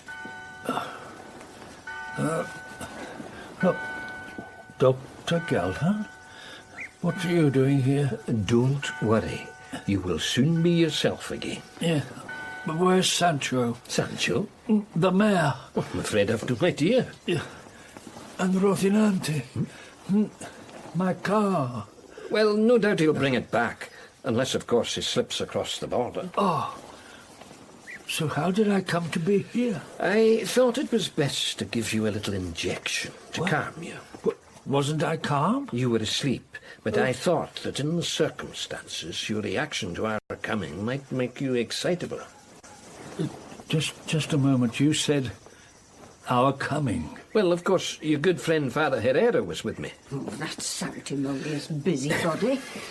The parish has never been the same since he took over from you. He's young, but he acts like he's 90, and he's so full of airs that no one can... Teresa. I tell you, Father, he and the bishop are thick as thieves. On the phone, morning, noon and night. Always, Your Excellency this, Your Excellency that. Teresa, that's enough. Oh. So, Doctor, the two of you brought me here against my will. This is your home, my old friend, El Toboso. Where better could you rest and stay a while? I don't need any rest. What? Why, you've even undressed me. We took off your outer things, that's all. You've removed my trousers. I told you he'd be upset, Doctor. Teresa, why don't you go and make the father a good strong cup of coffee? It's tea that he always takes. Tea, then, but make it strong. If you say so, Doctor. I still don't understand why I'm here. You mustn't get excited. It's bad for you. But what is... Trust me. You need a short period of repose. The bishop himself appealed to Father Herrera to find you and bring you home before things went too far. Well, Father Herrera had no right Now to listen to me, interfere. please. Father Herrera telephoned me in Ciudad Real. Teresa gave him my name, and as I have a cousin in the Ministry of the Interior, the Guardia were very understanding and helpful. It was lucky you phoned Teresa from Leon. You two have been guilty of a criminal action. Abduction, medical treatment without the patient's consent. Father Herrera had clear instructions from the bishop. Bugger the bishop. Father Quixote. I'm sorry, but is that supposed to make everything all right? I also felt it was in your best interests. You'll feel much better after a few weeks of quiet. Oh, Doctor, get Teresa to bring me my trousers at once. I want to get up. Patience, patience. In a few days. Now, you need to rest. Above all, no excitement. Bring me my trousers. I'm afraid they will remain in the care of Father Herrera until you are better. He's locked them up in a drawer. Well, he has no right to do that. What do you expect me to do, lying here in bed? With due respect, Father, even I feel a little meditation would not come amiss. You really have been behaving in a very curious way. I brought you your tea, Father. Oh, thank you, Teresa. And now sleep a little. And, Teresa, give him a little soup at midday and perhaps an omelette in the evening. But no wine for the moment. Oh, but I like a glass of wine. No wine for the moment. I think wine may have been part of the trouble on this trip of yours. I'll drop in this evening to see how our patient is doing, but don't wake him up if he's asleep. Oh, very good, Doctor. But I've also instructions from Father Herrera to tidy up the sitting room while he's at Mass. The bishop's coming in the morning, but nobody knows when, so I suppose I better get on. The bishop. Doctor, you are an old friend. Do you remember that time when I had pneumonia? That must have been nearly 30 years ago.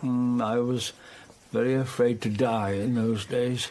I had so much on my conscience. But I will never forget what you said to me then. You said something like this: think of the millions who are dying between one tick of the clock and the next. Thugs and thieves and swindlers and schoolmasters and good fathers and mothers, bank managers and doctors, chemists and butchers. Do you really believe he has the time to bother or to condemn? Did I really say that? Yeah, more or less. You didn't know what a great comfort it was to me. Now it's not God but the bishop who's coming to see me. I wish you had a word of comfort for his visit. That's altogether a more difficult problem. But perhaps you have already said it. Bugger the bishop. Thank you, Doctor. Thank you. Father Quixote strictly obeyed Dr. Galvan. He drank soup, he ate his omelette. But he couldn't stop thinking that he'd never wanted to be a Monsignor. Then he decided it was all in the hands of God. It was God's business to know about the state of his spiritual progress, and not his. And then the bishop arrived, unannounced. Oh, Your Excellency. Hello, Monsignor. Stay where you are. Well, if you give me a few minutes' grace, I'll be with you in the study. No, there is no need. Monsignor, we can have our little discussion here, alone. Sit here. Well, there's no need to worry, Your Excellency. My housekeeper dusts everything most conscientiously. Yes, no doubt. I'm sure you're right. Well, I trust you are feeling better? I am feeling perfectly well. My holiday has done me much good. Not if the reports I have received are true. What reports? You have been promoted for reasons quite beyond my comprehension to the rank of Monsignor. And Monsignor should always think. He must guard the dignity of the Church. I did not ask to be a Monsignor. I do not like being a Monsignor. The dignity of the parish priest of El Toboso is difficult enough to support. I do not pay attention to every rumour, Monsignor. The mere fact that a man is a member of Opus Dei does not necessarily make him a reliable witness. I thought he was. But who? The man in the clerical outfit is in Madrid. Ah, so you did go in there? Well, of course, I bought some purple socks. Then I will take your word that you didn't also ask to buy a cardinal's hat. That wasn't me. My friend made a harmless little joke. Harmless? That friend of yours, I believe, is a former mayor of El Toboso. A communist, in fact. You choose very unsuitable friends and travelling companions, Monsignor. I don't think I need to remind Your Excellency that our Lord himself... Oh, yes, I know what you're going to say. The text about our Lord spending time with publicans and sinners has always been very carelessly used to justify a lot of imprudence. St. Matthew, chosen by our Lord, was a tax-gatherer. A publican, a despised class. True enough. There's a whole world of difference between a tax-gatherer and a communist. Though I suppose in some eastern countries it's possible to be both. What I simply fail to understand, Monsignor, is that the Guardia found that you had exchanged clothes with this ex-mayor, this communist. There was no exchange of clothes, Excellency, only of a collar. But why even a collar? Well, he thought I must be suffering from the heat in my clerical collar, so I gave it to him to try. I didn't want to think I was claiming any special merit. After all, a military uniform or even a guardia's must be more difficult to endure in the heat than a collar. We are the lucky ones. In a similar spirit of mutual understanding, I gave him Father Yona's Moral Theology to read, and he lent me the selected writing of Lenin. You've read the works of Lenin? Well, only selected works. I didn't agree with everything he said, but it was certainly interesting. Then the Guardia were correct in saying you possessed a copy of this atheist's communistic diatribes? Well, it was on loan. Of course, these are very minor matters in the eyes of the Guardia Civil, however scandalous they may appear in the eyes of the Church. But I and my colleague in Avila have had very great difficulty in persuading them to shut their eyes to what was a grave criminal offence. We had to approach a high authority in the Ministry of the Interior. Luckily, a member of the Opus Dei. And a cousin, I believe, of Dr. Galvan. That is hardly relevant. He saw at once that it would do the Church untold harm if a Monsignor appeared in the dock charged with helping a murderer to escape. Not a murderer, Excellency. He missed... But still, a bank robber. No. It was a self-service store. Look, I wish you wouldn't interrupt me with petty details. The Guardia in Leon found the man in possession of your shoes, clearly marked inside with your name. I'm sorry, it's a stupid habit of Teresa's. Poor thing, she means well, but she never trusts the cobbler to give the right pair back when he resoles them. I don't know whether it's deliberate, Monsignor, but you always seem to bring into our serious discussion quite trivial and irrelevant details. I'm sorry, it wasn't my intention, but I thought it might seem odd to you that my shoes were marked in that way. But what seems odd to me is you're helping this criminal to escape the law. Well, he did have a gun, but of course he would not have used it. Shooting us would hardly have helped him. The Guardia, in the end, accepted that explanation, although the man had got rid of his gun and denied ever having one. All the same, they seem to have established that first you had hidden the man in the boot of your car and lied to the Guardia. You can't have done that under threat. I didn't lie, Excellency. Perhaps, well, I indulged in a little equivocation. The Guardia never directly asked whether he was in the boot, so, of course, I could plead a broad mental restriction.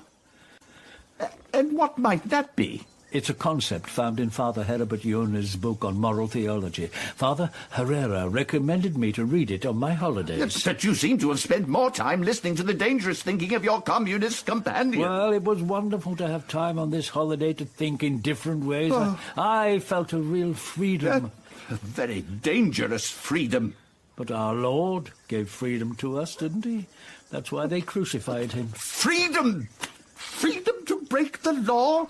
Freedom to help a murderer? No, I told you, he missed. And your companion, a known communist, talking politics. No, we've discussed far more serious things than politics.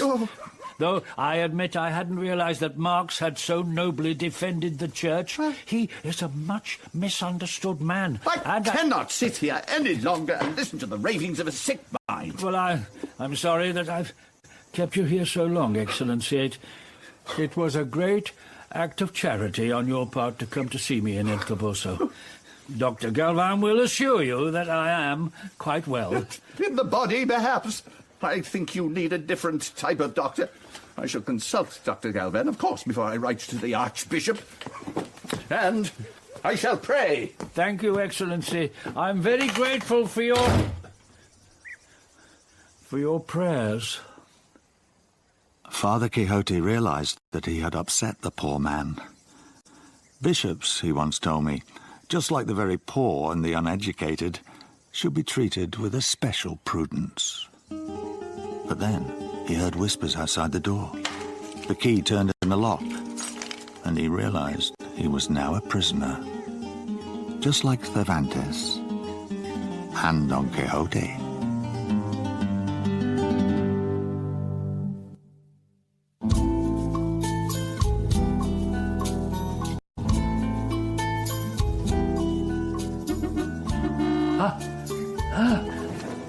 Father Quixote was woken from his troubled slumbers by the toot-toot-toot of a car.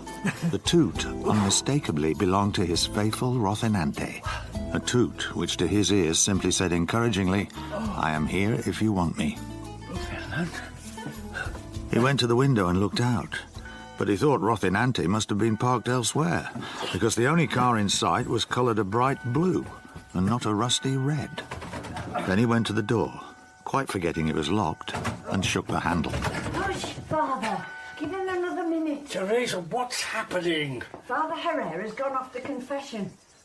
But he never stays long in the box if there's no one waiting. So I've told the young fella at the garage he has to go quickly up to him in the church before Father Herrera leaves and keep him busy with a long confession. What are you talking about? Please, can you unlock the door? Rocinante has returned. Yes, I know. I would never have recognised the poor dear with all that bright blue paint she had on and the new number even. Oh, please, Teresa, unlock the door. I must see what's happened to Rocinante. I can't, Father, for I haven't the key. But don't worry, he'll manage all right if you give him another minute. Who? The mayor, of course. The mayor? Where is he? He's in your study. Where else would he be? Breaking open your cupboard, which Father Herrera locked with one of my hairpins and a bottle of olive oil. Why olive oil? I don't know, Father, but I trust him. What's in the cupboard? Your trousers, Father, and all your upper clothes. Well, if he can open the cupboard, why can't he open this door? Well, that's what I said to him, but he spoke of what he calls priorities. God be thanked, it's finally open. I hope he does your door quicker, or we'll be having Father Herrera back. The young boy at the garage hasn't all that much imagination. Are you all right, Father? Oh, Sancho, yes, I'm all right, but what have you been doing to Rocinante? Oh, I stopped off with a friend in Valladolid, and he fixed her so that the Guardia won't recognise her. Yeah. Not at first sight, anyway. Now I'm going to work on your door. Oh, you don't have to. Now I know I've got some clothes waiting. I can get out through the window.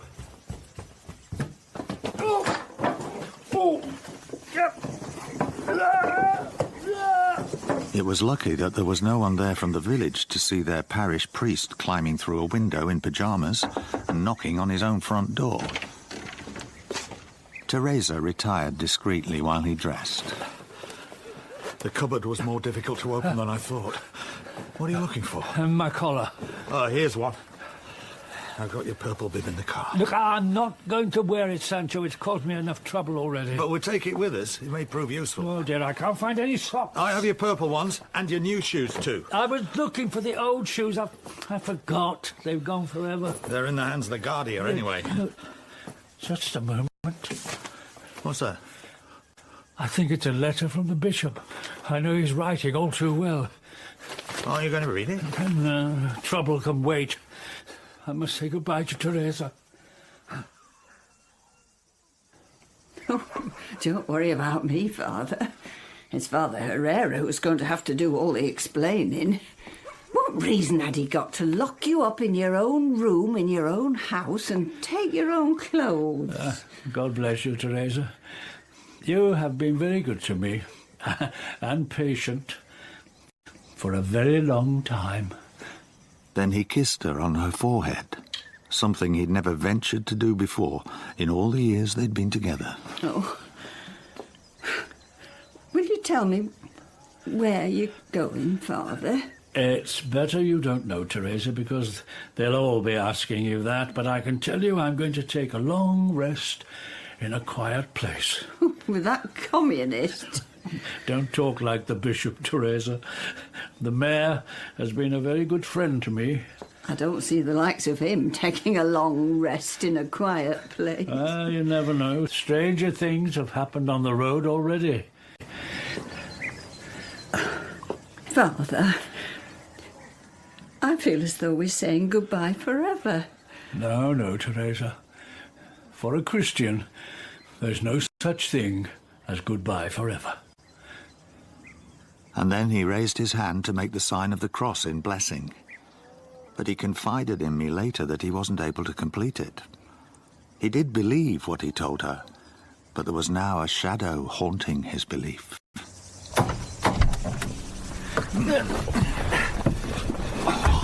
So, where do we go from here? Do we have to make plans? Last time we went a bit here and a bit there. You won't agree, of course, but in a way we left ourselves in the hands of God. It wasn't a very reliable guide. But very well. Where does your God propose we go now? Why don't we just follow our old route? The Guardia might have the same idea when the bishop warns them we're on the loose. We have to decide quickly, Father. South is too hot, so do we go north towards the Basque or the Galicians? Let's leave the details to God. Are you sure God's passed his driving test? Oh, I shall drive the car. Rocinante would never understand if I sat in the car as a passenger, but God will guide us. At least let us go at a reasonable speed. My friend in Valladolid said she was quite capable of 80 kilometers or even 100. Father! Don't pay any attention. We've got to get out of here. No, just a moment. This is a young man who works the pumps at the garage. Father! What's the matter? I've been refused absolution, Father. Will I go to hell? I very much doubt it. Have you murdered Father Herrera? I don't mean that would necessarily entail going to hell if you had a good enough reason. How could I have murdered him when it's him that refused me? Logically put, yes. Why did he refuse you? He said I was making a mockery of the confessional. Oh, dear, I was forgetting. It was you that Teresa sent to keep Father Herrera away from the house. It was very wrong of her. All the same, she meant it in a good cause, and I'm sure you'll both be forgiven. But she did tell me you had no imagination. So, exactly what did you say and he say? I said, bless me, Father, I have sinned. No. Leave out the preliminaries. Well, I told him I'd been late at Mass, and he asked me how many times, and I said 20, and then I told him I'd lied a bit, and he asked me how many times, and I said 45. Oh, you did go in for rather big figures, didn't you? And then?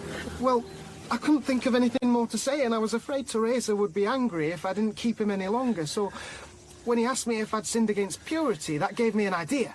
So I said, well, I'd slept with some girls, and he asked me how many girls, and I said around 65.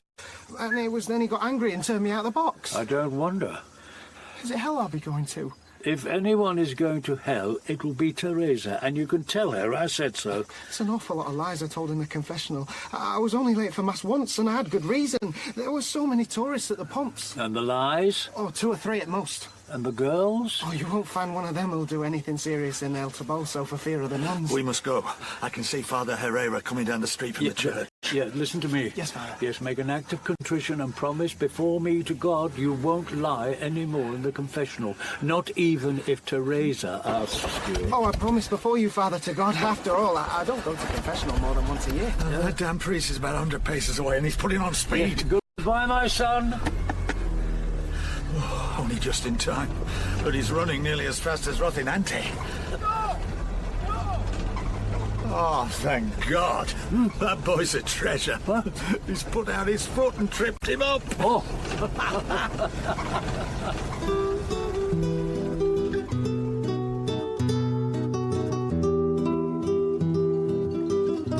We drove for several hours by roundabout routes and found ourselves in a spot high in the mountains of Toledo, where we could drive off the road and conceal ourselves and Rocinante. Your Teresa has given us enough sausage and cheese for a week. Yes, and enough wine for a week. Depends how quickly we drink it.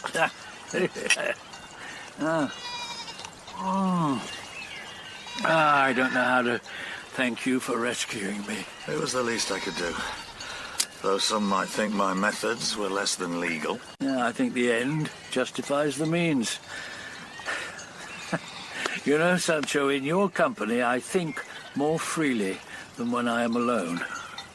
When I am alone, I read, I hide myself in books. In them I can find the faith of better men than myself, and when I find my faith is growing weak with age, like my body, then I tell myself I must be wrong. My faith tells me I must be wrong. Or is it only the faith of those better men? And does it matter anyway? Oh dear, how wine makes me talk. Nothing wrong with that, Father. You've had a very stressful experience at the hands of your fellow priests. It's ironic, really, because I was drawn to you originally, because I thought you were a man without doubts. And much though I cherish my political opinions and will defend them to the death, I still often doubt, particularly in the middle of a sleepless night. I was drawn to you, I suppose, in a way, by envy. Yes, how wrong you were, Sancho. I'm riddled by doubts. I'm sure of nothing, not even the existence of God. But doubt is not treachery, as you communists seem to think. Doubt is human. What would have happened if I hadn't come to fetch you? I don't know. I think the bishop believes I am mad. Perhaps they would have tried to put me in an asylum. I don't think Dr. Galvan would have agreed to help them. Oh, I've forgotten. The bishop left a letter for me. Go on, man, open it. I don't want to. It's not a death warrant. How do you know? Shall I open it for you? Yes, thank you.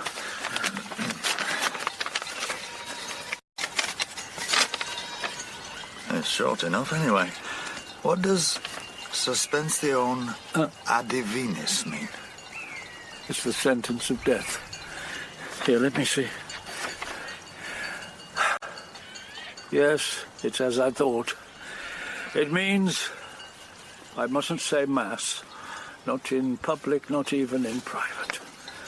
But in the privacy of my room I shall say it, for I am innocent.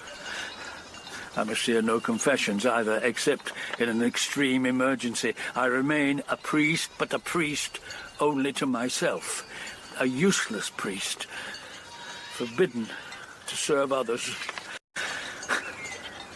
I'm glad you came to fetch me. How could I have borne that sort of life in El Toboso? You could appeal to Rome. You're a Monsignor. Even a Monsignor can be lost in those dusty curio files in the Vatican. I have a confession to make. I nearly didn't come back to rescue you. I thought that I'd borrow Rocinante and make for Portugal. Why didn't you? I looked at your damn purple socks, and your bib, and your new shoes, which we had bought in Leon, and I remembered suddenly the way you had blown up that balloon. That condom you thought was a balloon. They seem insufficient reasons. They were sufficient to me. I'm glad you came, Sancho. I feel safe here with you and with Rocinante. El Toboso is no longer home to me, and I have no other, except here on this spot of ground with you. We've got to find you another home, Father. But where? Somewhere quiet, where Rocinante and I can rest for a while. And where the Guardia and the Bishop won't find you. Yeah, there was that Trappist monastery you spoke of in Galicia. I could leave you there and hire a car to take me across the border. No, I don't want our travels to end. I'm not ready for death yet, Sancho. I'm glad to hear it. Yeah, my ancestor died in his bed. Perhaps he would have lived longer if he had stayed on the road. Amen to that.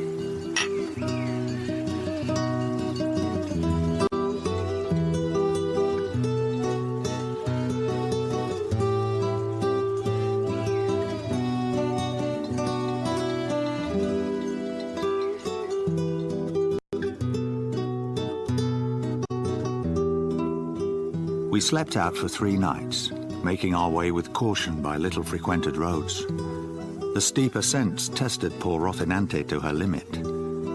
Finally, we crossed into Galicia and halted at a village so that I could inquire where there was a vineyard at which we could buy good wine. We were down to the last few bottles of Manchegan. Any luck? I have an address, but what? I don't like anything I can't understand. And what's that? These ignorant villagers and their atrocious accents. They are Galicians, Sancho. And they know we're foreigners. They think we'll believe anything. What have they told you? They agreed that the best wine is made by someone called Senor Diego, but they warned me against going anywhere near him. So what are we going to do? If he has the best wine, let's ignore the warnings and visit him.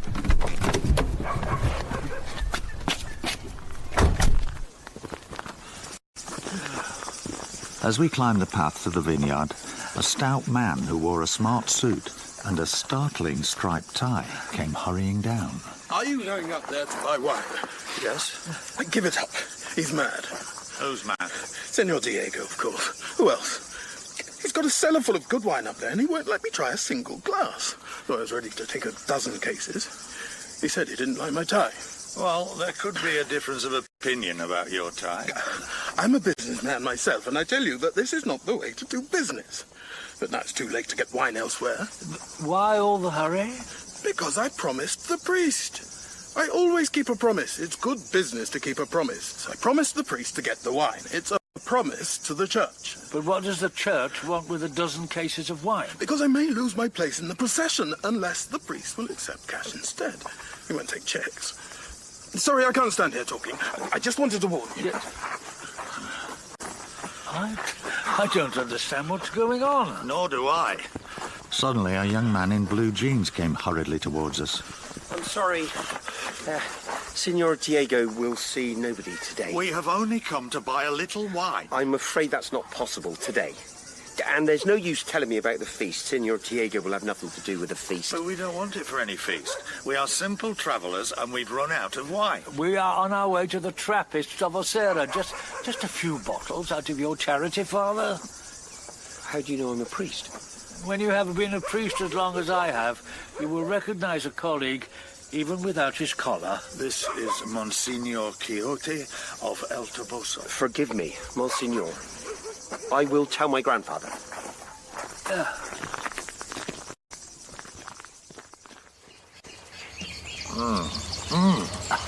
I trust the wine is to your liking, Monsignor. Oh, it is superb. May I second that? Oh, you're more than kind. No, we are truthful. If only my grandson hadn't chosen to be a priest. I'm sorry, but I can't help thinking what a good job he would have made of running a vineyard. But the vineyard will die with me. Is this your grandson's parish? Oh, no. He lives 40 kilometres away. Oh. The priests here have driven him from the parish. He was a danger to them. The poor people loved him because he refused to take money for saying the responses when anyone died. The responses? What nonsense. To gabble a few words and ask 1,000 pesetas. It sounds as if something has gone very wrong here. Oh, yes. Very wrong indeed. The rich people come from the cities and build houses here because they say they want the country life. But they don't understand it. They expect everything to work the same way it does in the cities. I don't follow. And our priests are corrupted by the sight of money. The newcomers even think they can buy Our Lady. Not to mention my finest vintages. They believe money can buy them anything. Yeah, anything. But that's enough of that. Here's the other wine, Grandfather. From the second barrel on the left? Of course. Only the best is worthy of Monsignor Quixote and his friend, Senor Sancho.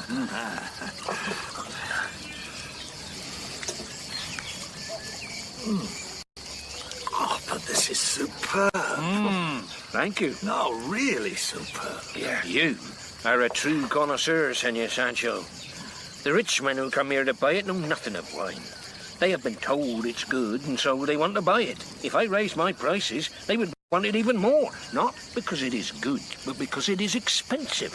I am still trying to grasp what's happened here.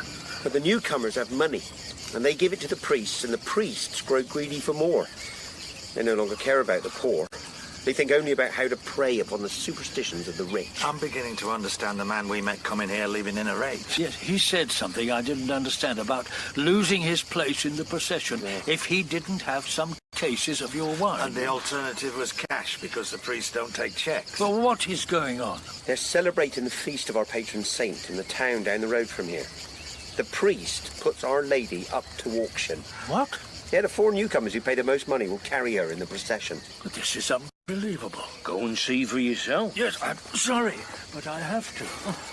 Such greed is difficult to credit if I don't see it with my own eyes. Sancho, please stay here and enjoy Senor Diego's hospitality and his excellent wine. I'd love to drink more of it, but I cannot let you go alone.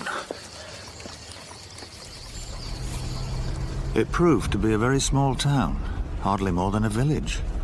The church was visible from a distance, high on a hill.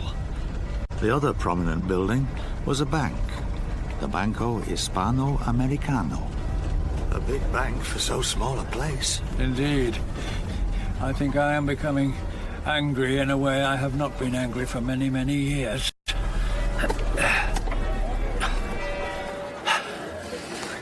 What do you propose to do, Father? I don't know, but I am frightened. Frightened of them? No, frightened of myself. There are moments when I'm inclined to address you as compañero, but not yet. Not yet. If you would be good enough, can you reach my pechera and my collar too? They're on the back seat. Yeah. We are going into battle, Sancho, and I need my armor. Even though it is as absurd as the barber's basin Don Quixote wore when he went out to fight. And your purple socks? They are already in place.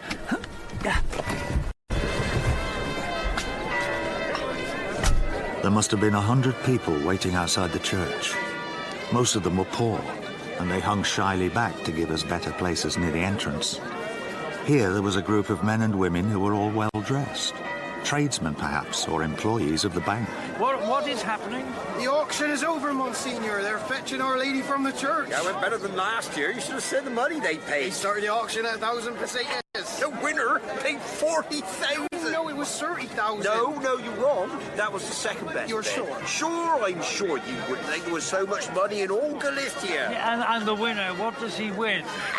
Salvation for his sins. As cheap at the price. Don't listen to him, Monsignor. He laughs at all the holy things. So what does the winner get? Well, it's only fair in my view. He gets the best place among those who carry Our Lady in the procession. There's a great competition. So which is the best place? In the front, on the right. Well, last year there was only 4 bearers, so the priest has made the stand bigger this year, so there can be 6 bearers. Yes, but the last 2 only paid 15,000. Yeah, well, they probably have fewer sins to pay for.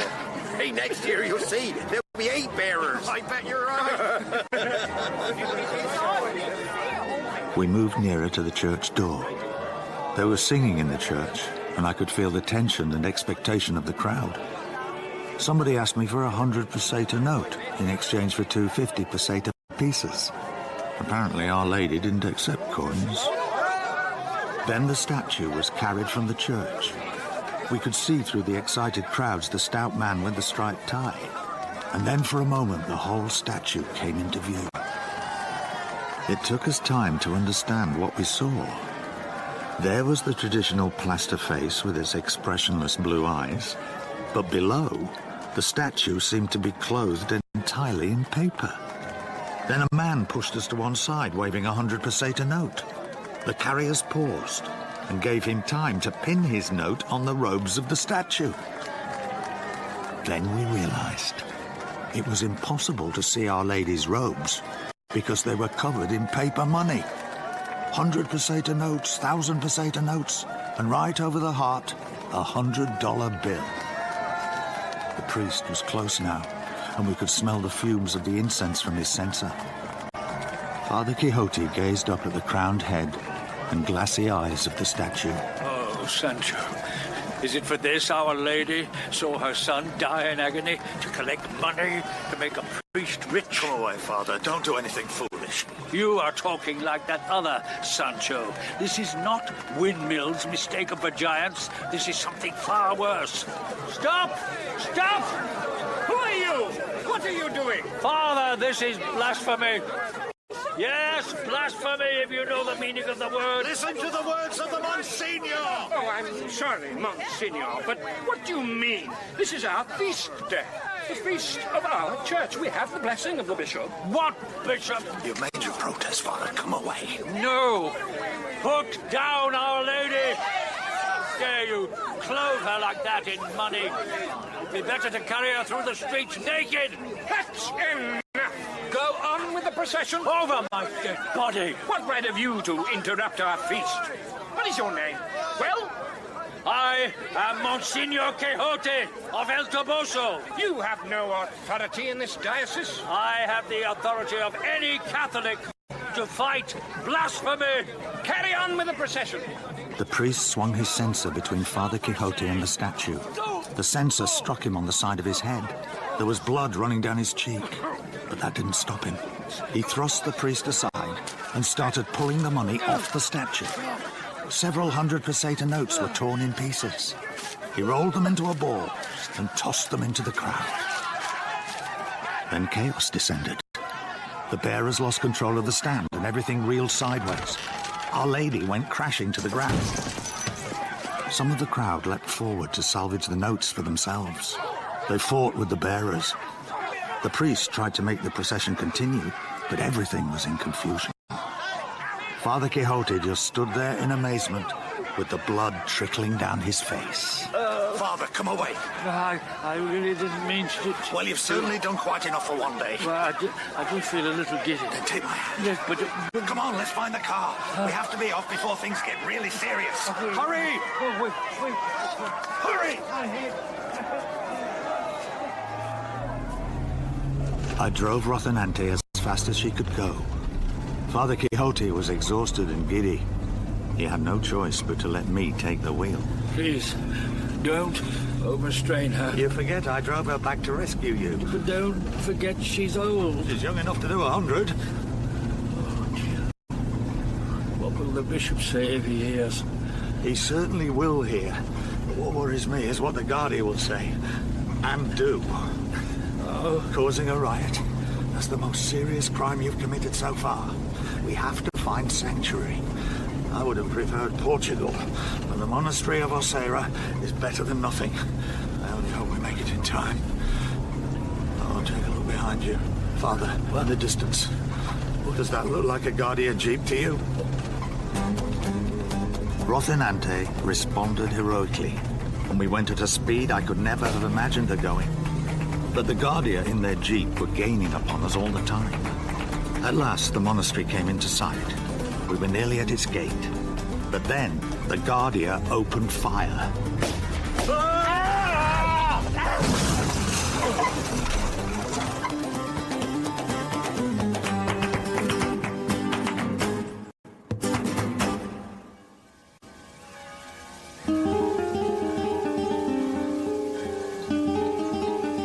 Rocinante had smashed into the wall of the monastery church at Osera. I had lost control when the Guardia fired at our tires. Monsignor Quixote lay slumped forward. I pushed open my car door. There was blood on my forehead, too. Come and help, you assassins! We are not armed! We only shot at the tires. You bastards! I think you've killed my friend. I don't know what I might have done if a monk had not emerged from the building. What's happening here? We have orders to arrest these men. But this man in the car is a priest. And a Monsignor. Help me get him out of the car.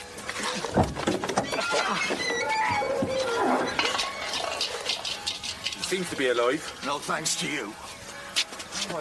As we lifted him out of the car and laid him on the ground, Monsignor Quixote was trying to speak. I leant to listen. Father is all right. If he dies, by God, I'll see you pay for this. So what's your name? Thank us, Enrique. But the Monsignor prefers to call me Sancho. Profession? I am the former mayor of El Toboso. Your papers? You're welcome to them if you can find them in this wreck. You are under arrest. Get into the jeep. These men are injured. You can't take them away like this. They are wanted for causing a riot and stealing money. Oh, nonsense. This man is a Monsignor. Monsignors don't steal money. I am Father Leopoldo. What's your friend's name? Monsignor Quixote. Quixote? Signor Thankas, can you make out what Monsignor is trying to say? He is asking if Rocinante is all right. Rocinante, like Don Quixote's horse? That's what he calls his car. I daren't tell him the state the car's in. The shock might be too much for him. I'm going to phone for a doctor. We can see about the doctor. We're taking them to Orense. Not in this condition. I forbid it. We will have an ambulance sent. You can send your ambulance if you want, but it may have to wait a long time. These two will stay here in the monastery until a doctor allows them to leave. Very well. We'll go and report and obtain further instruction. With the help of a couple of other monks, we lifted Father Quixote onto a mattress and carried him into the church and up the nave. As we turned in front of the altar, he made an attempt to cross himself, but the cross remained uncompleted. He had fainted again. He was then put safely to bed.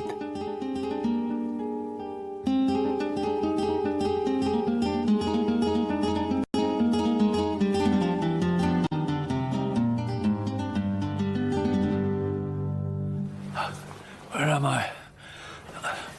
I thought I was in a church. You were, Monsignor, the Church of Oseira. Now you're in one of our guest rooms. The doctor will be here soon. Oh, again, a doctor. Oh, dear, oh, dear. Is my health so bad? A little rest, and you will be yourself again. I thought in the church, I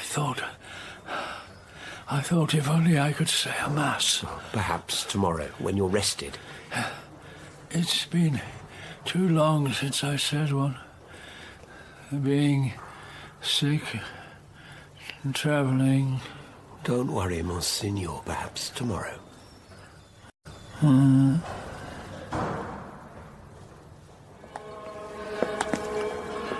So what did the doctor say?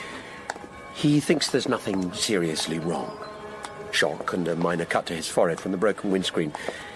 But of course, at his age, you can never tell. I know. I'm afraid you may be in more trouble than he is. The Guardia have checked up on Father Quixote. They spoke to his bishop, and he confirmed that he is in fact a Monsignor, but... No doubt he said that he thought it was an oversight on the part of the Holy Father. Oh, worse. He said the Monsignor's mental health meant he wasn't responsible for his actions. He put a lot of the blame on you. So you're now aware that I'm a notorious communist? At Oseira, we are not concerned with the man's politics. You can both stay here until you are fit to travel.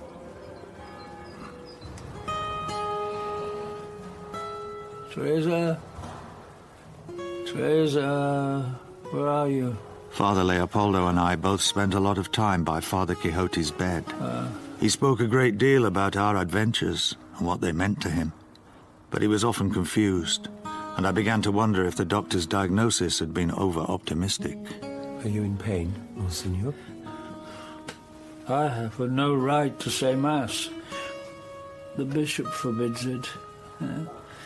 He would like to burn my books. I don't think he even trusts me with Therese of Lisieux. Yeah, I'm glad to be back in El Toboso.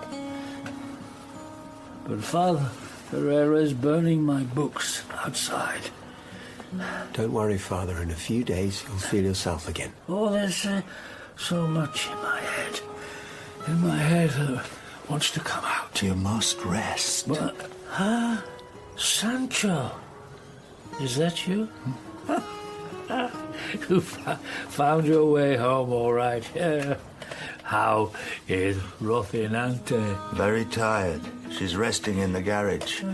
You know, really, you have no right to burn my books, Excellency. The sword, I beg you. Not death by pin stabs. Sancho. Sancho. Yes? Hand me my armor. I must go into battle. You did go into battle.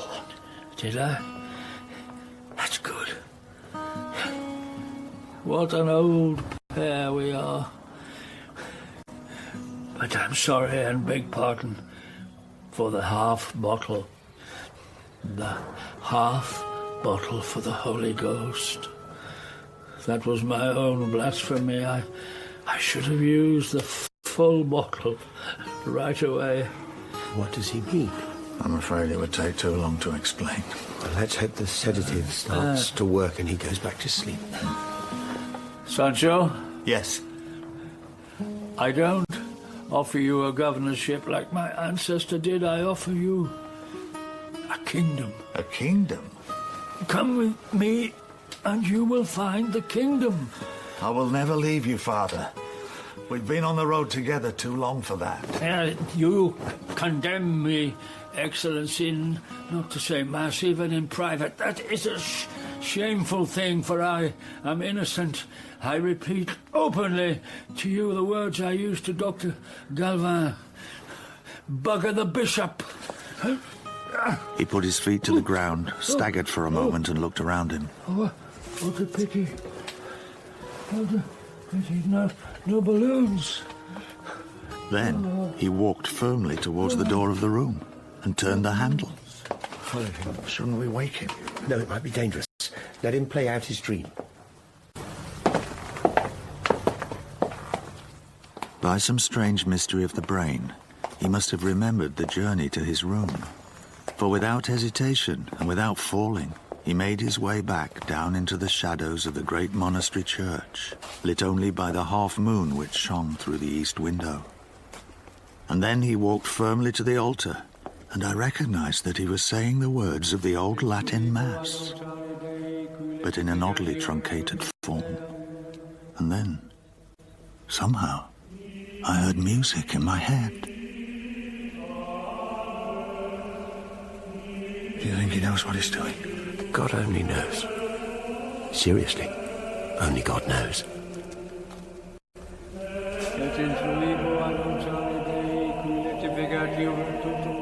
The Mass went rapidly on. No epistle, no gospel. It was as if Father Quixote was racing towards the consecration. I moved nearer to the altar. I feared that when he awoke, he would fall, and I wanted to be able to catch him in my arms.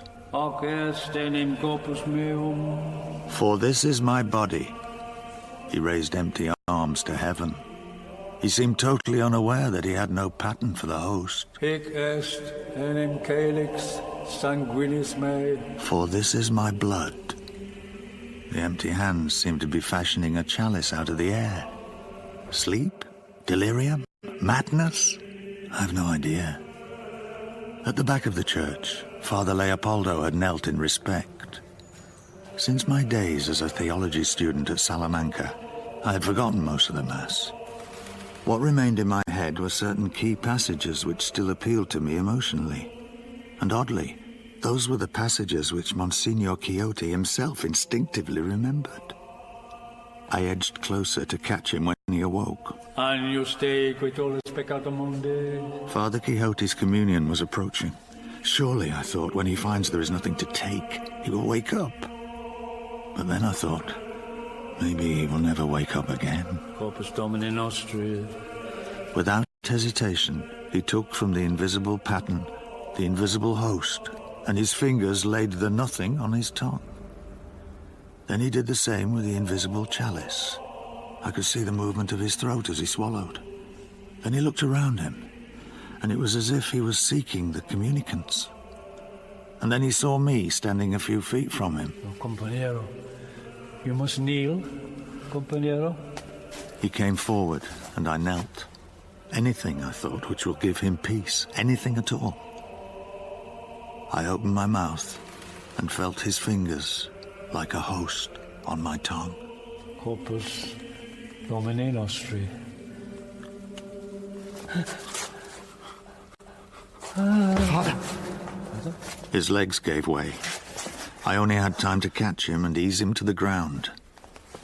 I felt over and over again for the beat of Father Quixote's heart. But he was gone.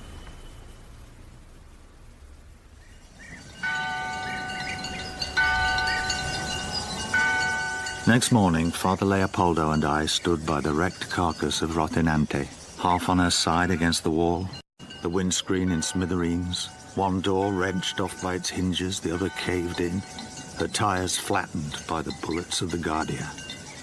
I was glad that Father Quixote had not seen her like this. Perhaps Monsignor Quixote knew your state of mind better than you do yourself. You have been friends, you have travelled together. He encouraged you to take the host. I would have done anything for my friend.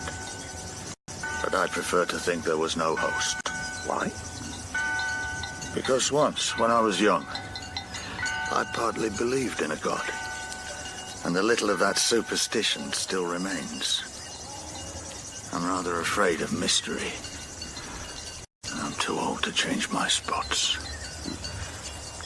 Much though I loved him, a delusion is a delusion. Well, you were a good friend, and you are a good man. You don't want my blessing, but you will have to accept it all the same. Don't be embarrassed. It's just a habit we have, like sending cards at Christmas. Ah, here's your taxi. Where are you heading? Over the border to Portugal. For the moment, at least. As I headed towards the border, a strange idea lodged in my brain.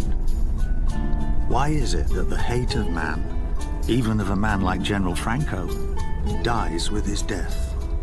And yet love, the love which I had begun to feel for Father Quixote, seemed now to live and grow in spite of the final separation and the final silence. For how long, I wondered with a kind of fear, was it possible for this love of mine to continue? And to what end?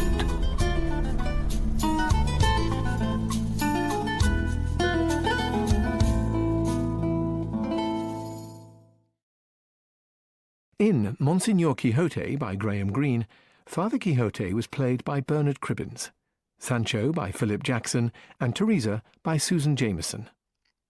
The Italian bishop was Sean Baker, the Spanish bishop was Brian Prothero, and Father Herrera was Nick Underwood.